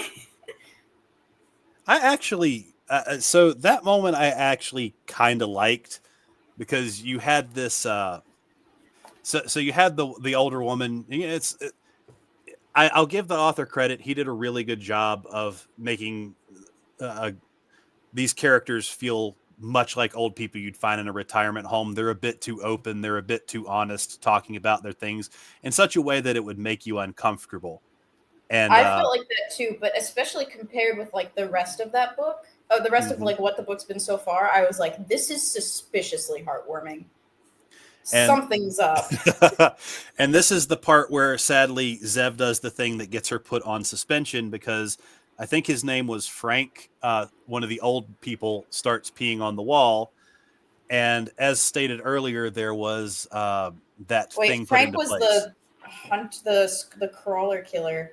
No, the there was urinator was somebody else. I think he was also. I know he had like the Bengals hat on or something. I thought he was Jim. He might have The been urinator Jim. was Jim. But yeah, I just referred to him as the urinator in my notes. But this summons a level 50. I think it was a rage elemental. It's something along those lines. Which so this leads to one of the attendants for the nursing home having to kill the guy who was peeing, but it didn't work, and the thing comes and kills one of the people there, and Carl has to use one of his special abilities that his boxers gave him to create a protective shell so they can rush everybody into the nearest safe room. But sadly, the rage elemental doesn't disappear, and I think this is the point where they were trapped in that room. So at this point, I've gone a little bit far. So let's hear what you guys had to think about this part.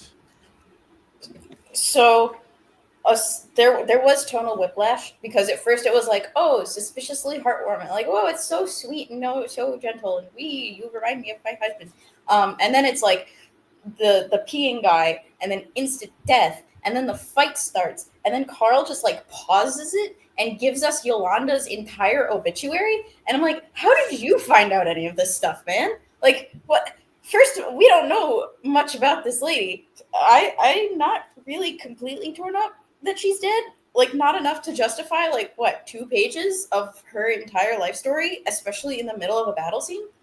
But yeah, then they get to the thing.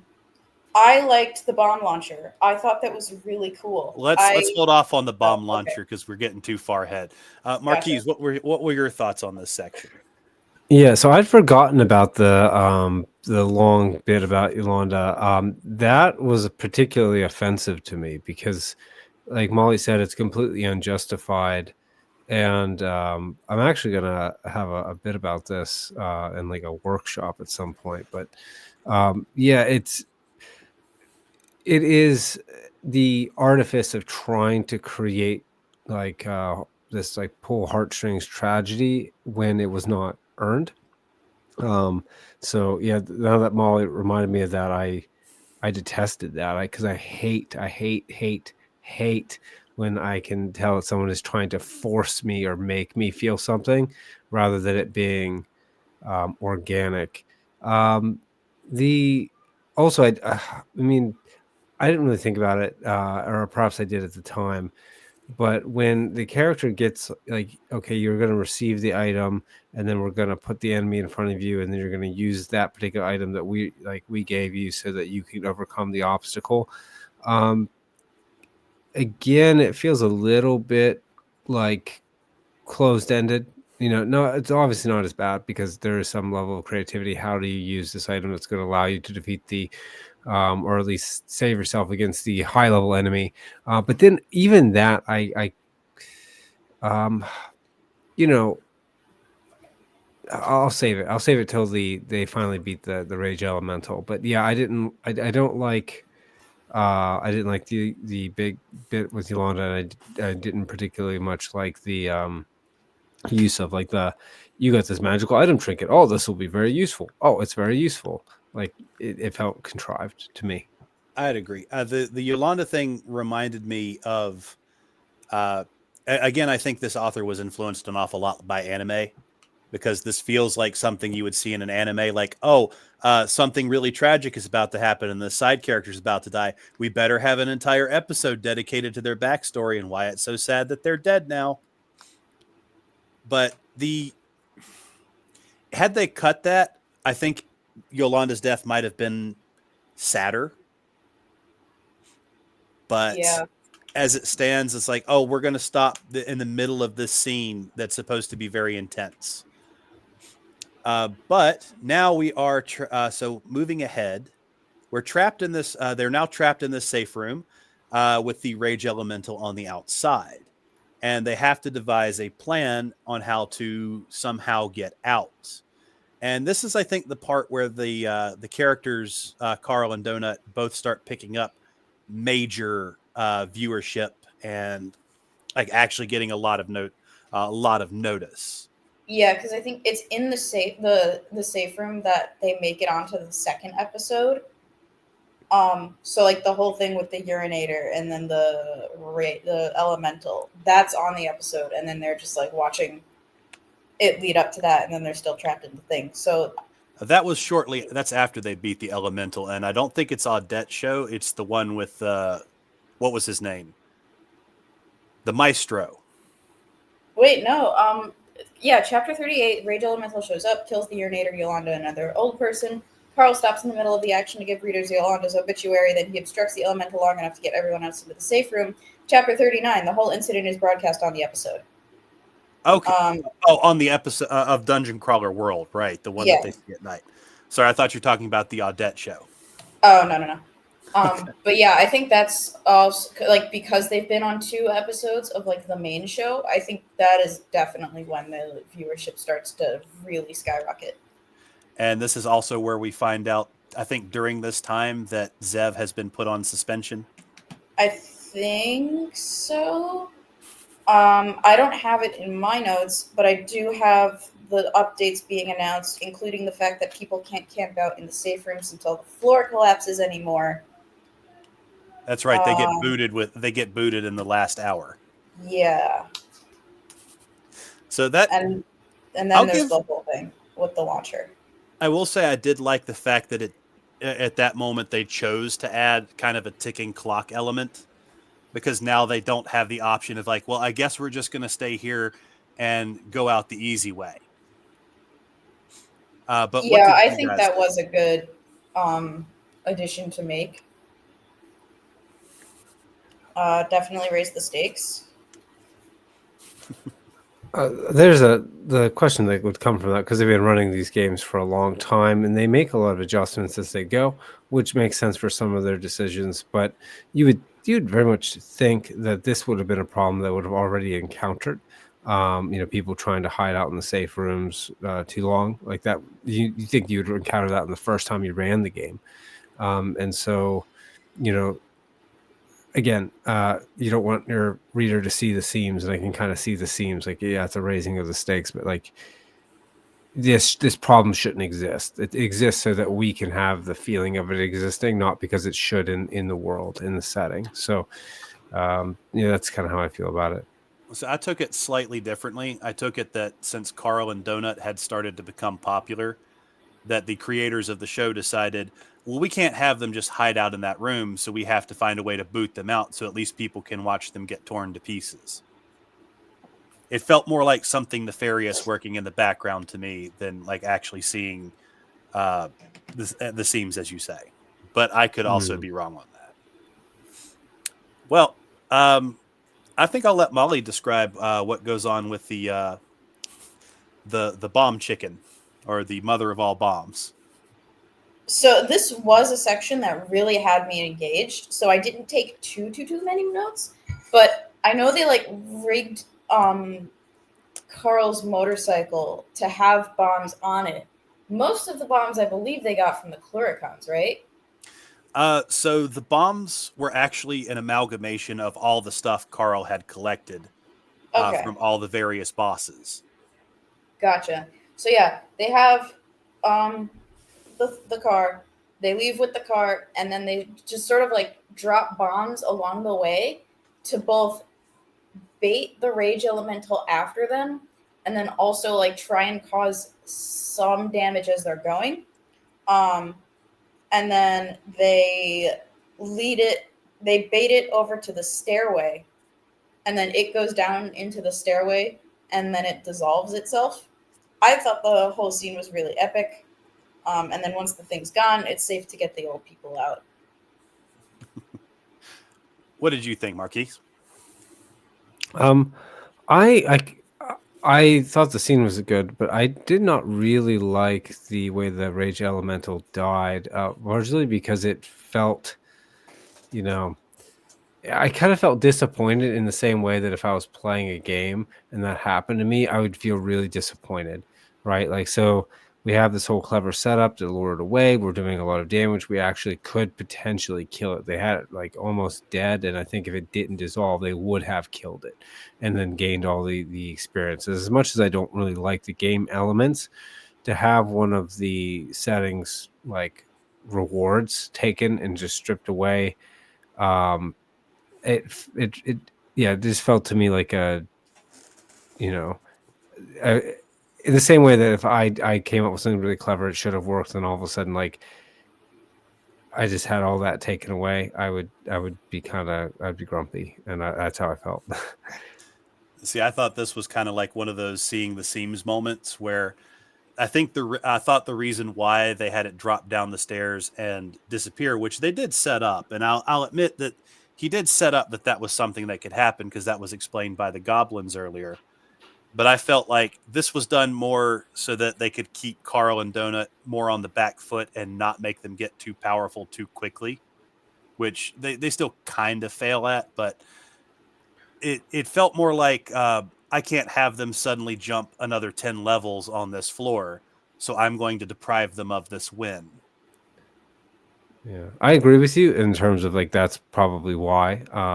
But I also agree with you in a weird way to also suggest that I kind of already feel like they're overpowered. Like they got so much stuff, and like it seems to us anyway, so many levels early on that they seem pretty powerful, except when they don't need to be, in which case the dungeon will just put something of whatever arbitrary higher level above them. Um, and so Yeah, I can see. I do see both of those points where, yeah, you don't want them to jump up a bunch of levels, but at the same time, like, would it really matter? Because the dungeon just seems to throw in their face whatever difficult thing they need to face. Mm-hmm. So, Did you have any more thoughts on this, Molly? Yeah, I kind of feel the same about it getting taken away and like the rewards getting taken away, and then with that kind of like the satisfaction. Like I did like how they got rid of it, but then the fact that the dungeon was like, like did this sort of like finger wagging thing, and it was like, no, you didn't actually kill it. Like, yeah, they did. They used what rules they had at their disposal. Like that part wasn't good, but I definitely like the whole scene with the launcher, with the chase. I think that was very well done, but then it just didn't resolve in a satisfying way. I think had it been discussed that Carl might have been planning to drop it down the stairs because it was too tough for them to kill, I think that might have been a better execution of this particular scene. But I do Probably still think it was a strong scene. very strong. Probably one of the strongest, in my opinion. All right. So I think this is where they bring in all the old people to take them down the stairs. And I believe, is this where we meet Agatha again? Maybe if they did have an interaction, I didn't deem it big enough to put in my notes. Oh wait, Because, no. Agatha's not with them, I think, right. because Carl thinks she's dead.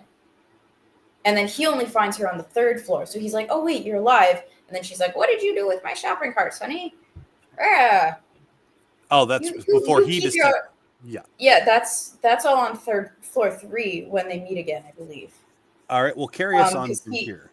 Yeah. All right. So, they get the old people into the stairwell. They put them in stasis. But Carl and Donut stay on floor 2, so they can grind and get more XP. So they stick around and they kill more kobolds, which I was not a fan of how the kobolds were handled. Especially because the book itself lampshades them, and it's like, wow, these are not like D&D kobolds. They're more like Chihuahua. Like, if you wanted to have kobolds, you just had lizard monsters with the troglodytes. So those guys could have been called kobolds. And then I have another better pun here. Just like the porks, you could have called these guys the Chihuahua Warriors. That would have been so funny. But anyway. But yeah, I don't know why it did that. If it's just like, oh yeah, let's call these kobolds, but not D&D kobold. Like, just come up with your own name, man. So it is and weird. Then, so I just want to make a note here because the kobolds play a part later in later books not a big part, but we see them often. And I think what they were going for with the kobolds is they're kind of a race of dog people, because you don't get the Chihuahua kobolds later. They're more like hyenas and other various dog-like creatures. So you run into several variants of the kobolds. But I'm not sure. It was interesting. There are several kinds of lizards too, so I feel like if the book wanted to do that, if it wanted to do like a species kind of like toughness progression, it definitely could have done that with the lizards. And it could have called the troglodytes lizard. Like, I fail to see why these things were called kobolds. It might have been a joke about how, so in Japan, when D&D released in Japan, there was like a weird mistranslation. And so if you look at like the art for kobolds and Japanese D&D, they're like, freaking dog men. Like there's no lizard anything at all. They're just like little dog men. And they look kind of cute, actually. Yeah. Yeah. But it irritates me because I'm like, well, why is this D&D called? They had all of Earth's history, so we just have to have it be Dungeons and Dragons, even though that's not what a kobold is. I don't know why Gygax made kobolds into lizard men, because there's no record of them being lizard men before Dungeons and Dragons. But yeah, that irked me again, because again, it shows, okay, this is for, you play Dungeons and Dragons, you like my book because I call these kobolds. Mm-hmm. And that kind of was another thing with like all the references in general. I was reading that, and I'm like, oh wow, this is gonna feel really, really dated in a couple of years, with all the references.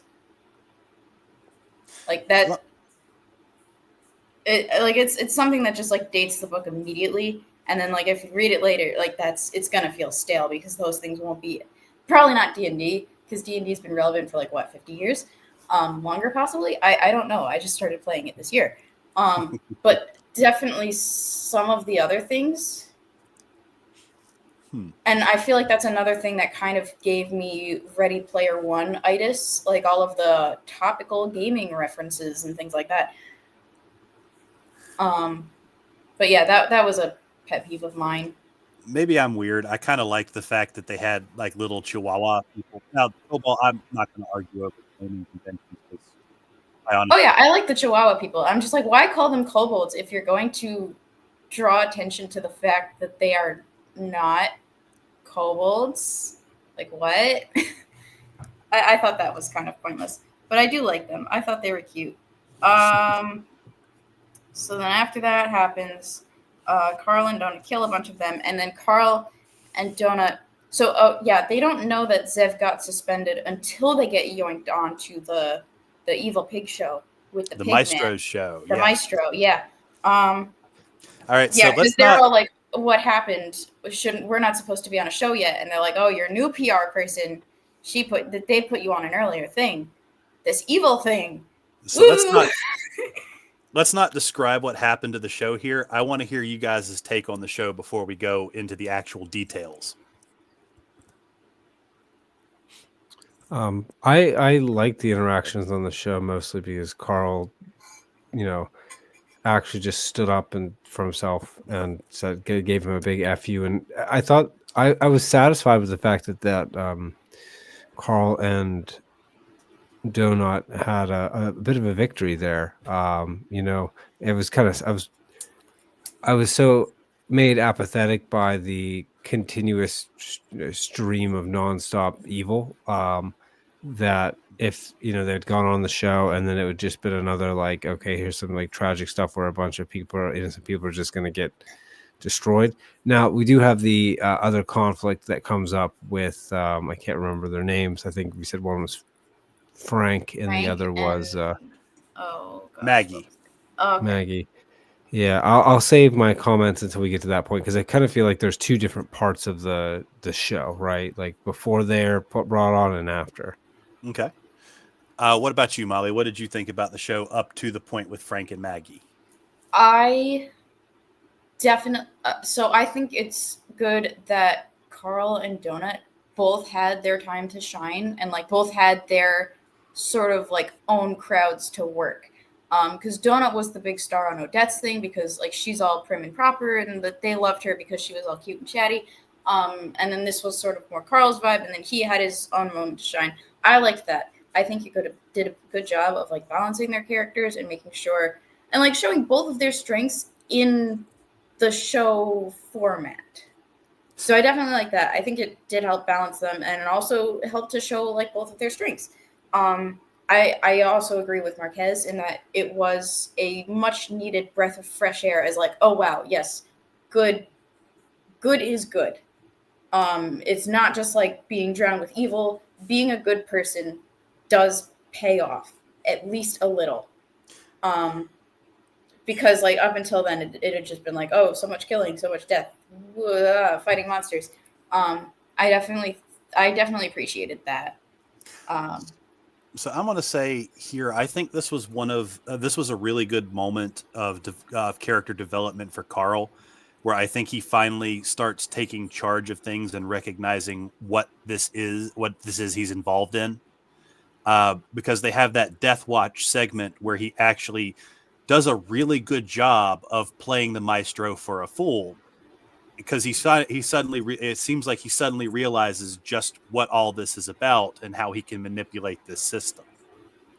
And I think it's a good moment for Carl because he finally realizes exactly where he stands in all of this and exactly how he can start using this system to his advantage. Yeah, I was a big fan of it. I was a big fan of Carl in the scene. Like the show itself, icky. But I mean, it was supposed to be, so it was supposed to elicit that reaction. But yeah, I think Carl stole the show definitely. All right, well, let's move on to the Frank and Maggie portion, and this felt like a massive tone shift in the show. Yeah, that was another definitely like emotional manipulation, rug pulled out from under you. Because like you didn't know that the kid raided the, what was it, the rat corpse. You Yep. didn't know that. Carl didn't know that. Don't feel guilty for that. They didn't know. There was complete ignorance. It's the parents' own fault for making the kid. What's her face? Did she get a name? I don't know if she got a name. She has a name, I just don't remember it. Okay. Yeah, it is entirely Frank and Maggie's fault that their kid got hurt. I don't And remember if the book answers why they didn't simply heal her. Because I know there's an answer, I just don't remember if it's in the They first didn't know. book. Maggie didn't know. So it's so I was paying very close attention to this section because it reminded me of the second Last of Us game, which also tried to do something very similar. This was not as grotesque as the second Last of Us, but essentially we are either led to, like, we're supposed to feel sympathetic with them, or this is a foreshadowing for the fact that we're going to get, and Alex, you know better because you've read ahead, but I also interpreted it as, hey, this is foreshadowing that we're actually going to find out that there was even more to this, because the way Maggie reacted suggested that there's information even then that was being left out that wasn't revealed. But from what we did see, it seemed very clear to me that Frank and Maggie were lied to, that they were acting the way that they were because they were trying to protect their daughter. Now I don't feel the least bit sympathetic for them, in the same way that I don't really care about like the what are the wolves in The Last of Us 2. So what the dynamic there was, like, look, we've been with Carl and Donut. We are now emotionally invested into them as a kind of bias of our people, our tribe. We are actually, as human beings, acting in an us them way. I don't care what you show me at this point, author.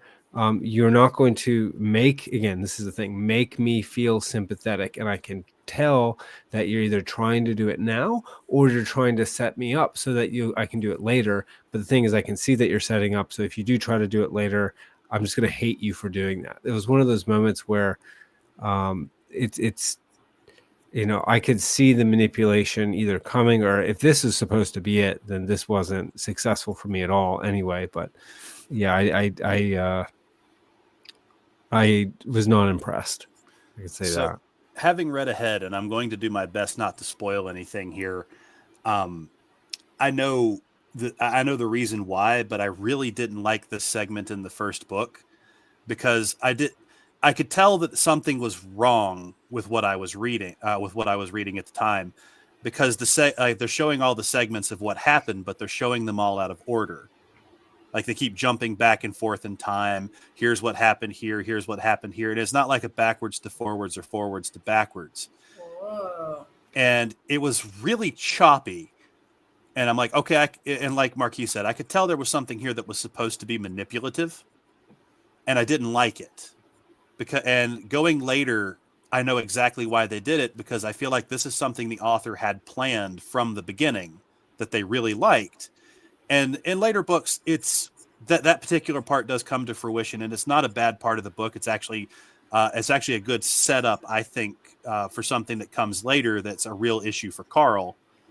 But I could tell this is something he wanted to do and wanted to have a reveal. I just feel like it was done clumsily. Like he knew what the events were supposed to be and why, and he chopped it up deliberately to only show us the parts that wouldn't show the reveal later. So it feels like it was, now knowing what was there, it feels kind of like this was lazy. Oh, I'm gonna need you to spoil it for me in the Discord after this or something. Because now I want to know. Please do. I please spoil away. I'll tell you guys in the Discord. I won't spoil it for the audience. Yeah. Because I'm probably not gonna read the rest of the series. At least not now. Not when during the school year. I'm so busy. But no, there's actually, so there is a good reason why the things have unfolded the way they unfolded. And I feel like there would have really been no damage in revealing. There could have been some damage. It could have made things, it would have changed the story a bit. But I feel like we were done a disservice by not revealing the reason why Frank and Maggie did to their daughter what they did to their daughter. Oh, mysterious. Ooh, okay. But either way, so we get to the prize section of the show where the maestro presents Carl with a gift, which is a pair of boots. Big whoop. He's not going Yeah. to use them. We've established that the thing, he's going to stay barefoot in underwear. Yeah, this felt like So something that what? could have been completely cut. Yeah. But anyway, did you have anything to add for the last bit of the show, Marquis? No, just so that the pronunciation of my name is actually MarQuese with a flat S. Sorry. No. For across years, audience, I've known these people for years now, and my name is always pronounced differently in every pronunciation by everyone. So I'm not the least bit offended. I just I'm sorry. noticed it was going. No, it's okay. Molly, you're not to blame at all. That's Amaya's fault because Maya persists in calling you Marquez. Okay. and that's probably where you got that from. But Yep, for sure. So it's Marquise. yeah, Okay. It's a bastardization of the French because my dad didn't know any better. Like Carl's. I will do my best. I cannot make any promises. Anyway, Molly, if you would lead us on from the show. Okay, so they get the gifts. Carl gets the boots. The other guys get the tracking potion.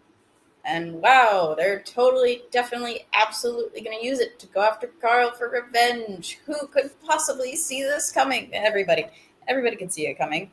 Chapter 44, they get back to the safe room and Zev shows up again. She's back. Best girl Zev. She gives them the debriefing. She's like, hey, the show went well. The Boron Corporation is very excited that you made another faction look bad. And then there's the deepfake fan fiction, which was actually one of the kind of more childish humor things that I was at least amused by. Because I could see it very, very easily happening in our world, especially with, like, grown adults. Because, like, it made me think back to, like, the J.D. Vance Zelensky thing and how everybody made a bunch of, like, AIs of, like, them just, like, breaking into, like, this full-blown brawl in the middle of the White House, or just, like, Vance slapping Zelensky across the face. Like, it reminded me of that, and I'm like, yeah, I could totally see this happening. So that I didn't have too much of a problem with. So for the audience to know, this is apparently so as we have memes in this universe, they have these things called SNCs, which are a virtual reality thing that you can experience either from one of the people in the SNC, or you can experience from watching from any particular angle you want. And it's it's one of those pieces that you would definitely find with the safe search filter off. And it features Carl and the Maestro, with Carl definitely having the upper hand. And I thought this was actually, I agree, this was pretty funny. I didn't think it was so much for the childish aspect of it, and more of the, that this is more the political thing. Like, Yeah. this was a good chance for us to see how the world outside the game actually works. But yeah, that one, I'm surprised that I liked that too. Because it's definitely not the sort of thing that I would usually like be, oh yeah, include that sort of thing in a book. But this, like, with context, it definitely feels natural. It feels like it could happen. And it was pretty funny. So after that, Zev shows up, and then Zev just tells him, like, oh yeah, just train for a couple days until something exciting happens, which I thought was kind of like a very slow down thing of the pacing, because, like, we're right at the end of the book. Like, this is where the climax would be, and then it just kind of grinds to a halt, and Zev is like, okay, Go train more. Go twiddle your thumbs until something happens. Well, And I was since like, we got, really? I think, only about one more section left to go, MarQuese, did you have anything to say about the snick in this particular section of the book? No, I just acknowledged that, yeah, I guess that they would do that. I chalked it up a little bit more to the juvenile humor than you guys did, but at this point, if I encountered any such humor, I just glazed over and kept going. So, Well, anyway, I think the last part of the book, we're getting to the part with the arena and the gerbil, correct? Yeah, that's the last boss fight. There's the So gerbil, and then this, Donut gets the pet.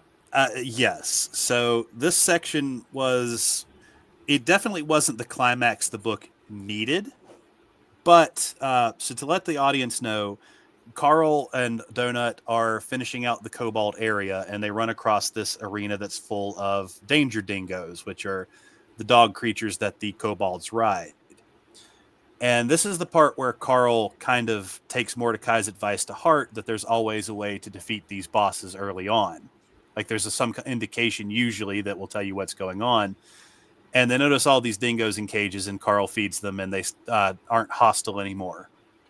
And as they're prepping this, Carl gets ready to throw some dynamite into the room, as he has done so much before, only to have the doors open and the kobolds come in carrying something the moment the boss battle begins, freezing in time with the dynamite heading towards the kobolds, and the kobolds getting ready to launch something at Carl.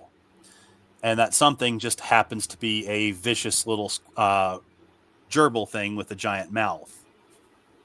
So, Well, of course he's vicious because he's being kept alone. Gerbils should be kept in pairs.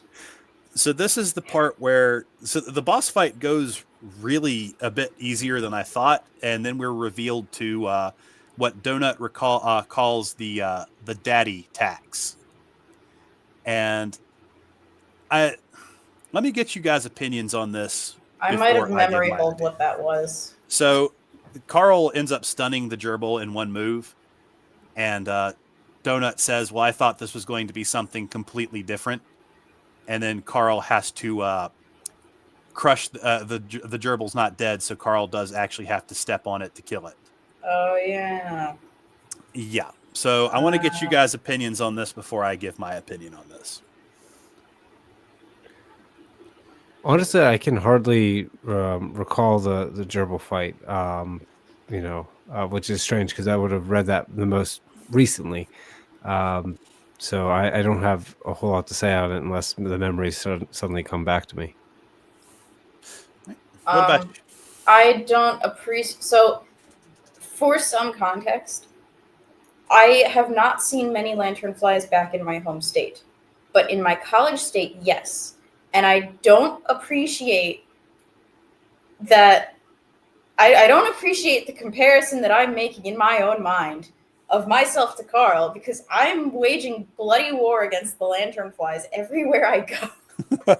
And I'm just like, no, the AI would be so happy with this.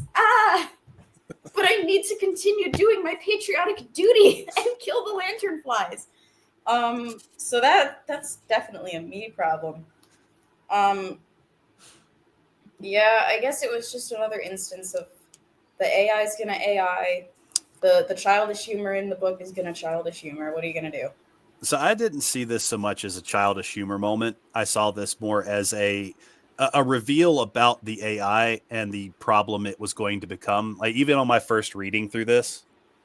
So to give some context to the audience, Donut mentions to Carl that his ex-girlfriend used to refer to their alone time as paying the daddy tax. And she compares it to what Carl has to do here, where he has to kill this gerbil with his bare foot, which then causes the dungeon to moan and shudder, which is gross. But I hate this it. Carl does not want to do this. He really doesn't want to do this, but it seems Donut convinces him that this is kind of necessary. And I think this is the moment for me where this went from, wait, this isn't just childish humor. This is going to continue to be an issue because the AI is becoming more extreme and deliberate in the things it's trying to get Carl to do. And I think this to me was a moment that they revealed that the AI is probably going to become a very big issue, not just for Carl, but for everybody, because it's escalating things in a dangerous direction. Ah. But that was Yeah, I just must have. Yeah, I must have glazed over that. It Yeah. must have been at that point where I was like, okay, there's more. If there's any more foot fetish anything, I hardly You paid memory hold attention. it. Yeah.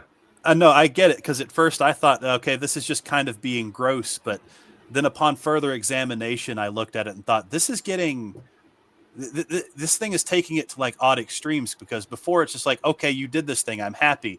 Now the AI is deliberately setting up scenarios where the AI is going to get the things that it wants.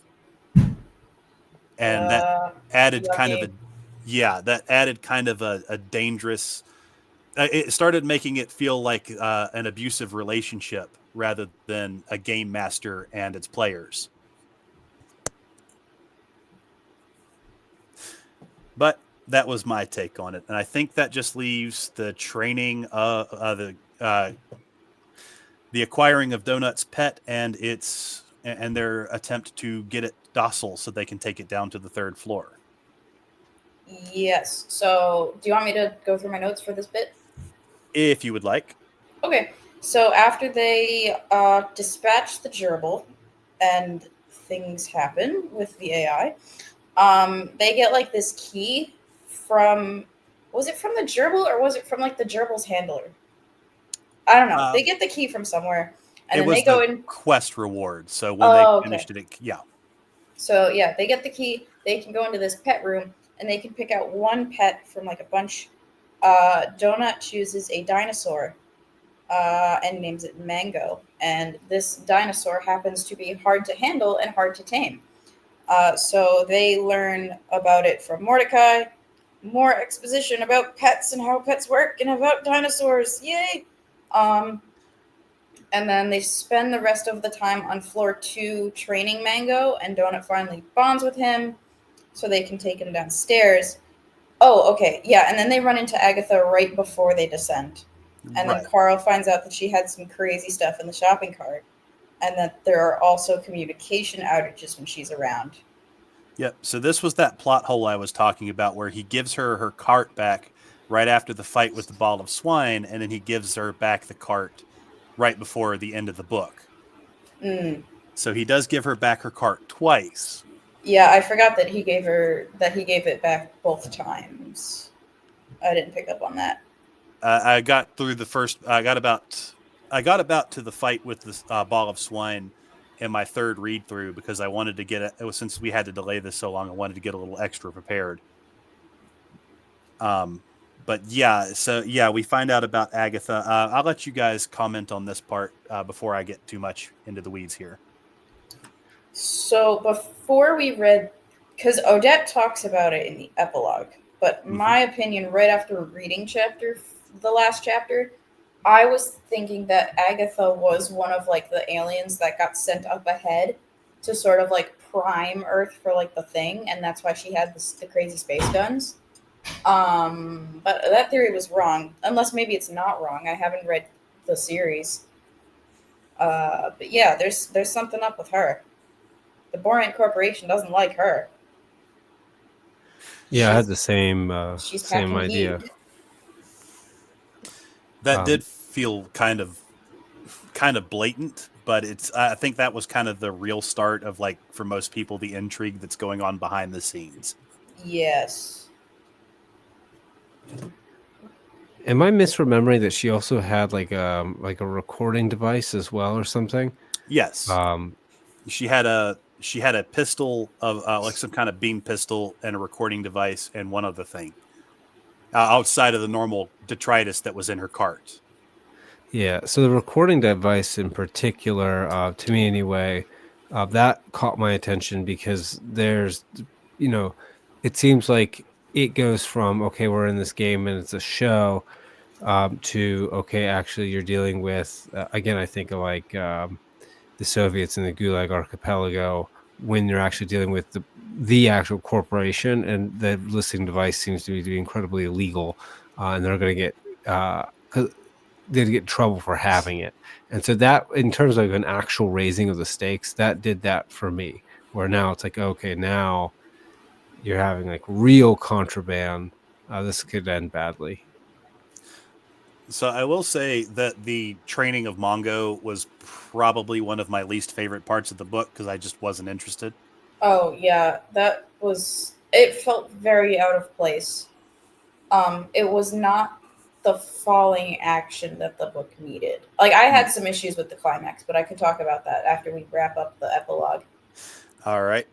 But I just felt the part with Agatha, considering that she works for the corporation that's run by the race of aliens that are basically brainworms, that raised a whole bunch of questions, and it led me to. It kind of just confirmed for me that this book, there's you have to look really close to see what's going on in the background, and there's a much larger story going on outside of everything Carl is doing. But I'll save that for after the epilogue. Molly, if you would like to carry us through the epilogue. Okay. So yeah, the epilogue takes place. Excuse me. Might have to edit that out. Sorry. But the epilogue takes place after their second show with Odette, I believe. And then she's talking to them like after the camera's cut. She tells them what the deal is with the crazy stuff that was in Agatha's cart. And she also says that the guys who made the stuff that Agatha has are the debt collectors for the Boran Corporation and aquatic parasites. So that's cool, considering that the Boran Corporation is a bunch of fish. It's revealed that Mongo's a velociraptor, and then Odette gives vague advice that gets cut off at the end. The end. All right. What are you guys' thoughts on this final little piece of the story? And then we'll get into our overall thoughts of the book. So, okay, especially with the climb, I'm not sure if this had a clear climax, and that contributed to my feeling of the ending not really being satisfying. Like, I feel like the climax either would have been the fight with the Rage Wraith or the Maestro's show, and not just getting onto the third floor. Like, I think that was, like, I know that was being built up towards the thing, but it wasn't really emotionally satisfying. One of those other moments would have been more emotionally satisfying to end on. Because after those, like, I thought that that's where it was going to end, but like, no, it just kept going. They were training with the kobolds. They were fighting the gerbil. They were training with Mongo, and I'm just like, okay. This feels like chapter 1 of the next book. What are we doing here? Yeah. So I just did a lecture on this, Molly, yesterday. And yeah, there is, well, okay. So we were yesterday did a lecture on plot and during like a workshop, and the climax of the story, people say that's like the moment of greatest tension. That's actually not necessary. I mean, that is true, but that's not what makes it the climax. What makes the climax what it is that the actions are taken, after which the resolution is now solidified and cannot be further changed. And because this story is in like a multi-level dungeon that we're not anywhere near finished with, and because we don't have a kind of local general conflict for the first book, like we have the conflict for the series. Now that might get transformed over the course of the series, but we don't have anything to resolve just for this book. Yeah, that's why I think it probably should have ended at the Rage Wraith, because the nursing home was such a big part of the thing. Like, they kept coming back, so I feel like saving them would have been a nice little plot for like the first book, and then you still have the dungeon, you still have the show, you still have the competition, you still have all that. But like that on its own would have been a nice, satisfying, like self-contained story arc, saving the old people. And then it just kept going. And then it just kept going.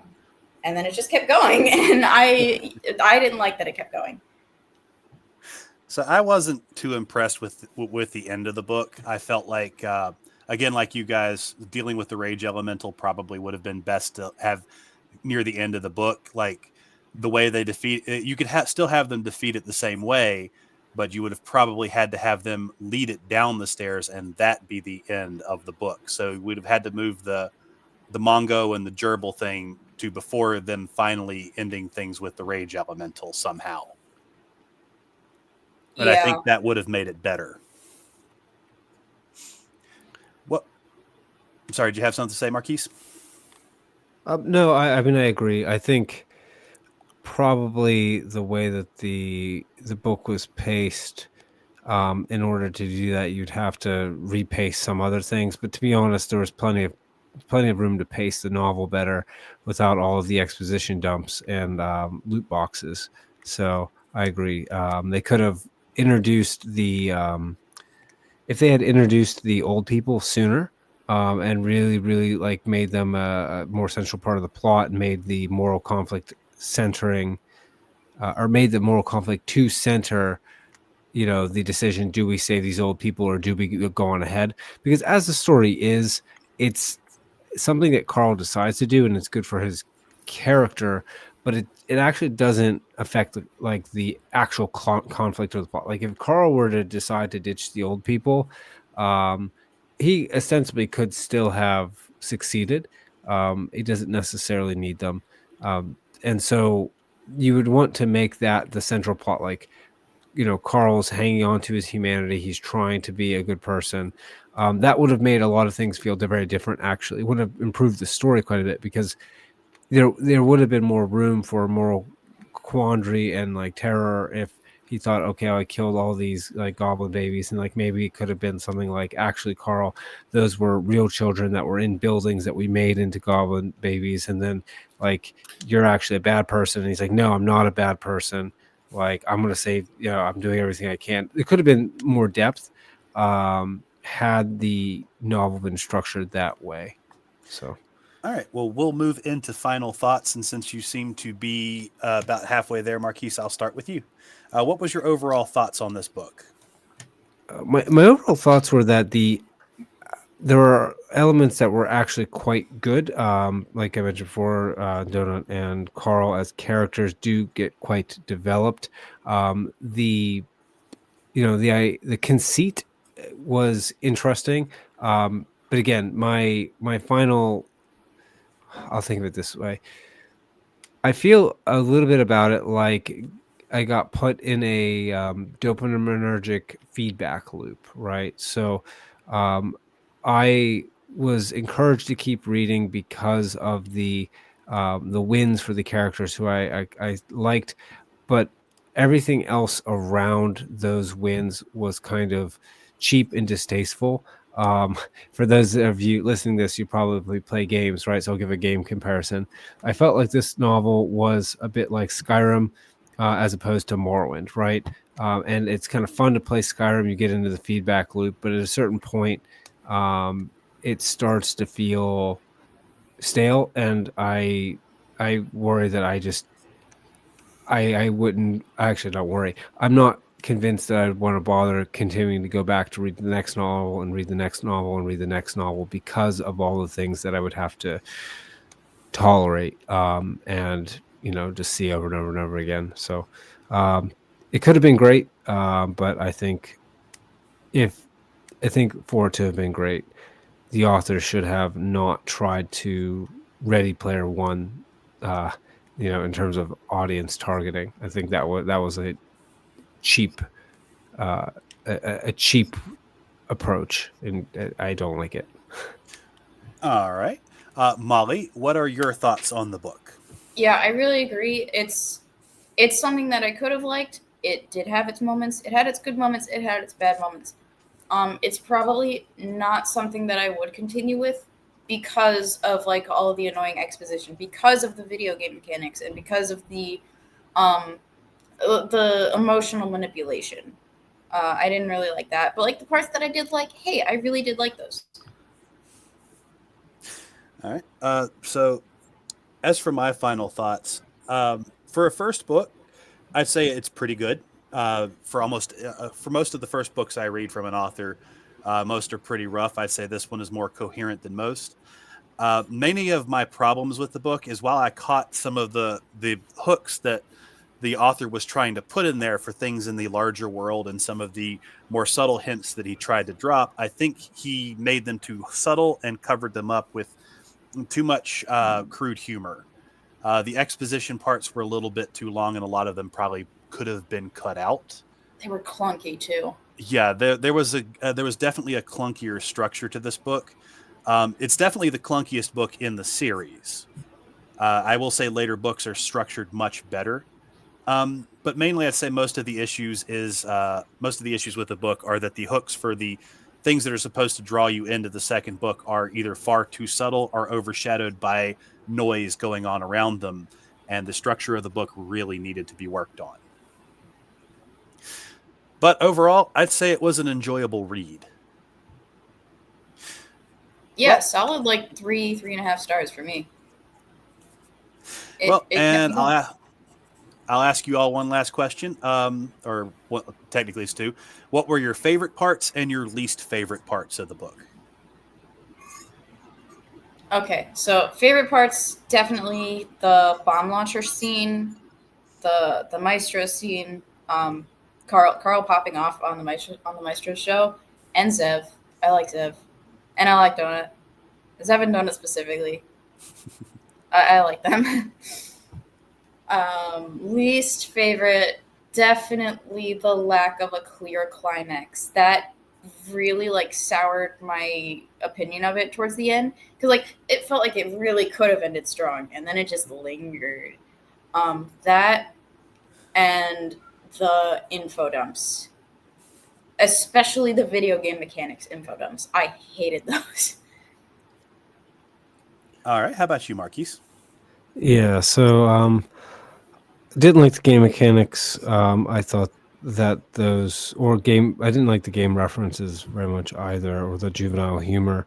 So the target demographic, the things that it was doing to kind of pander, the fan service, we can call it that. Let's call it fan service, because that's really what it is. I didn't like any of that, but in terms of my very favorite moment, I really did like the moment where we did have Frank and Maggie on the Maestro show, and Carl's response in particular, which was, I think, actually the correct response. If I'm going to give credit for that scene, it's that Carl's response of, like, you didn't have to do that.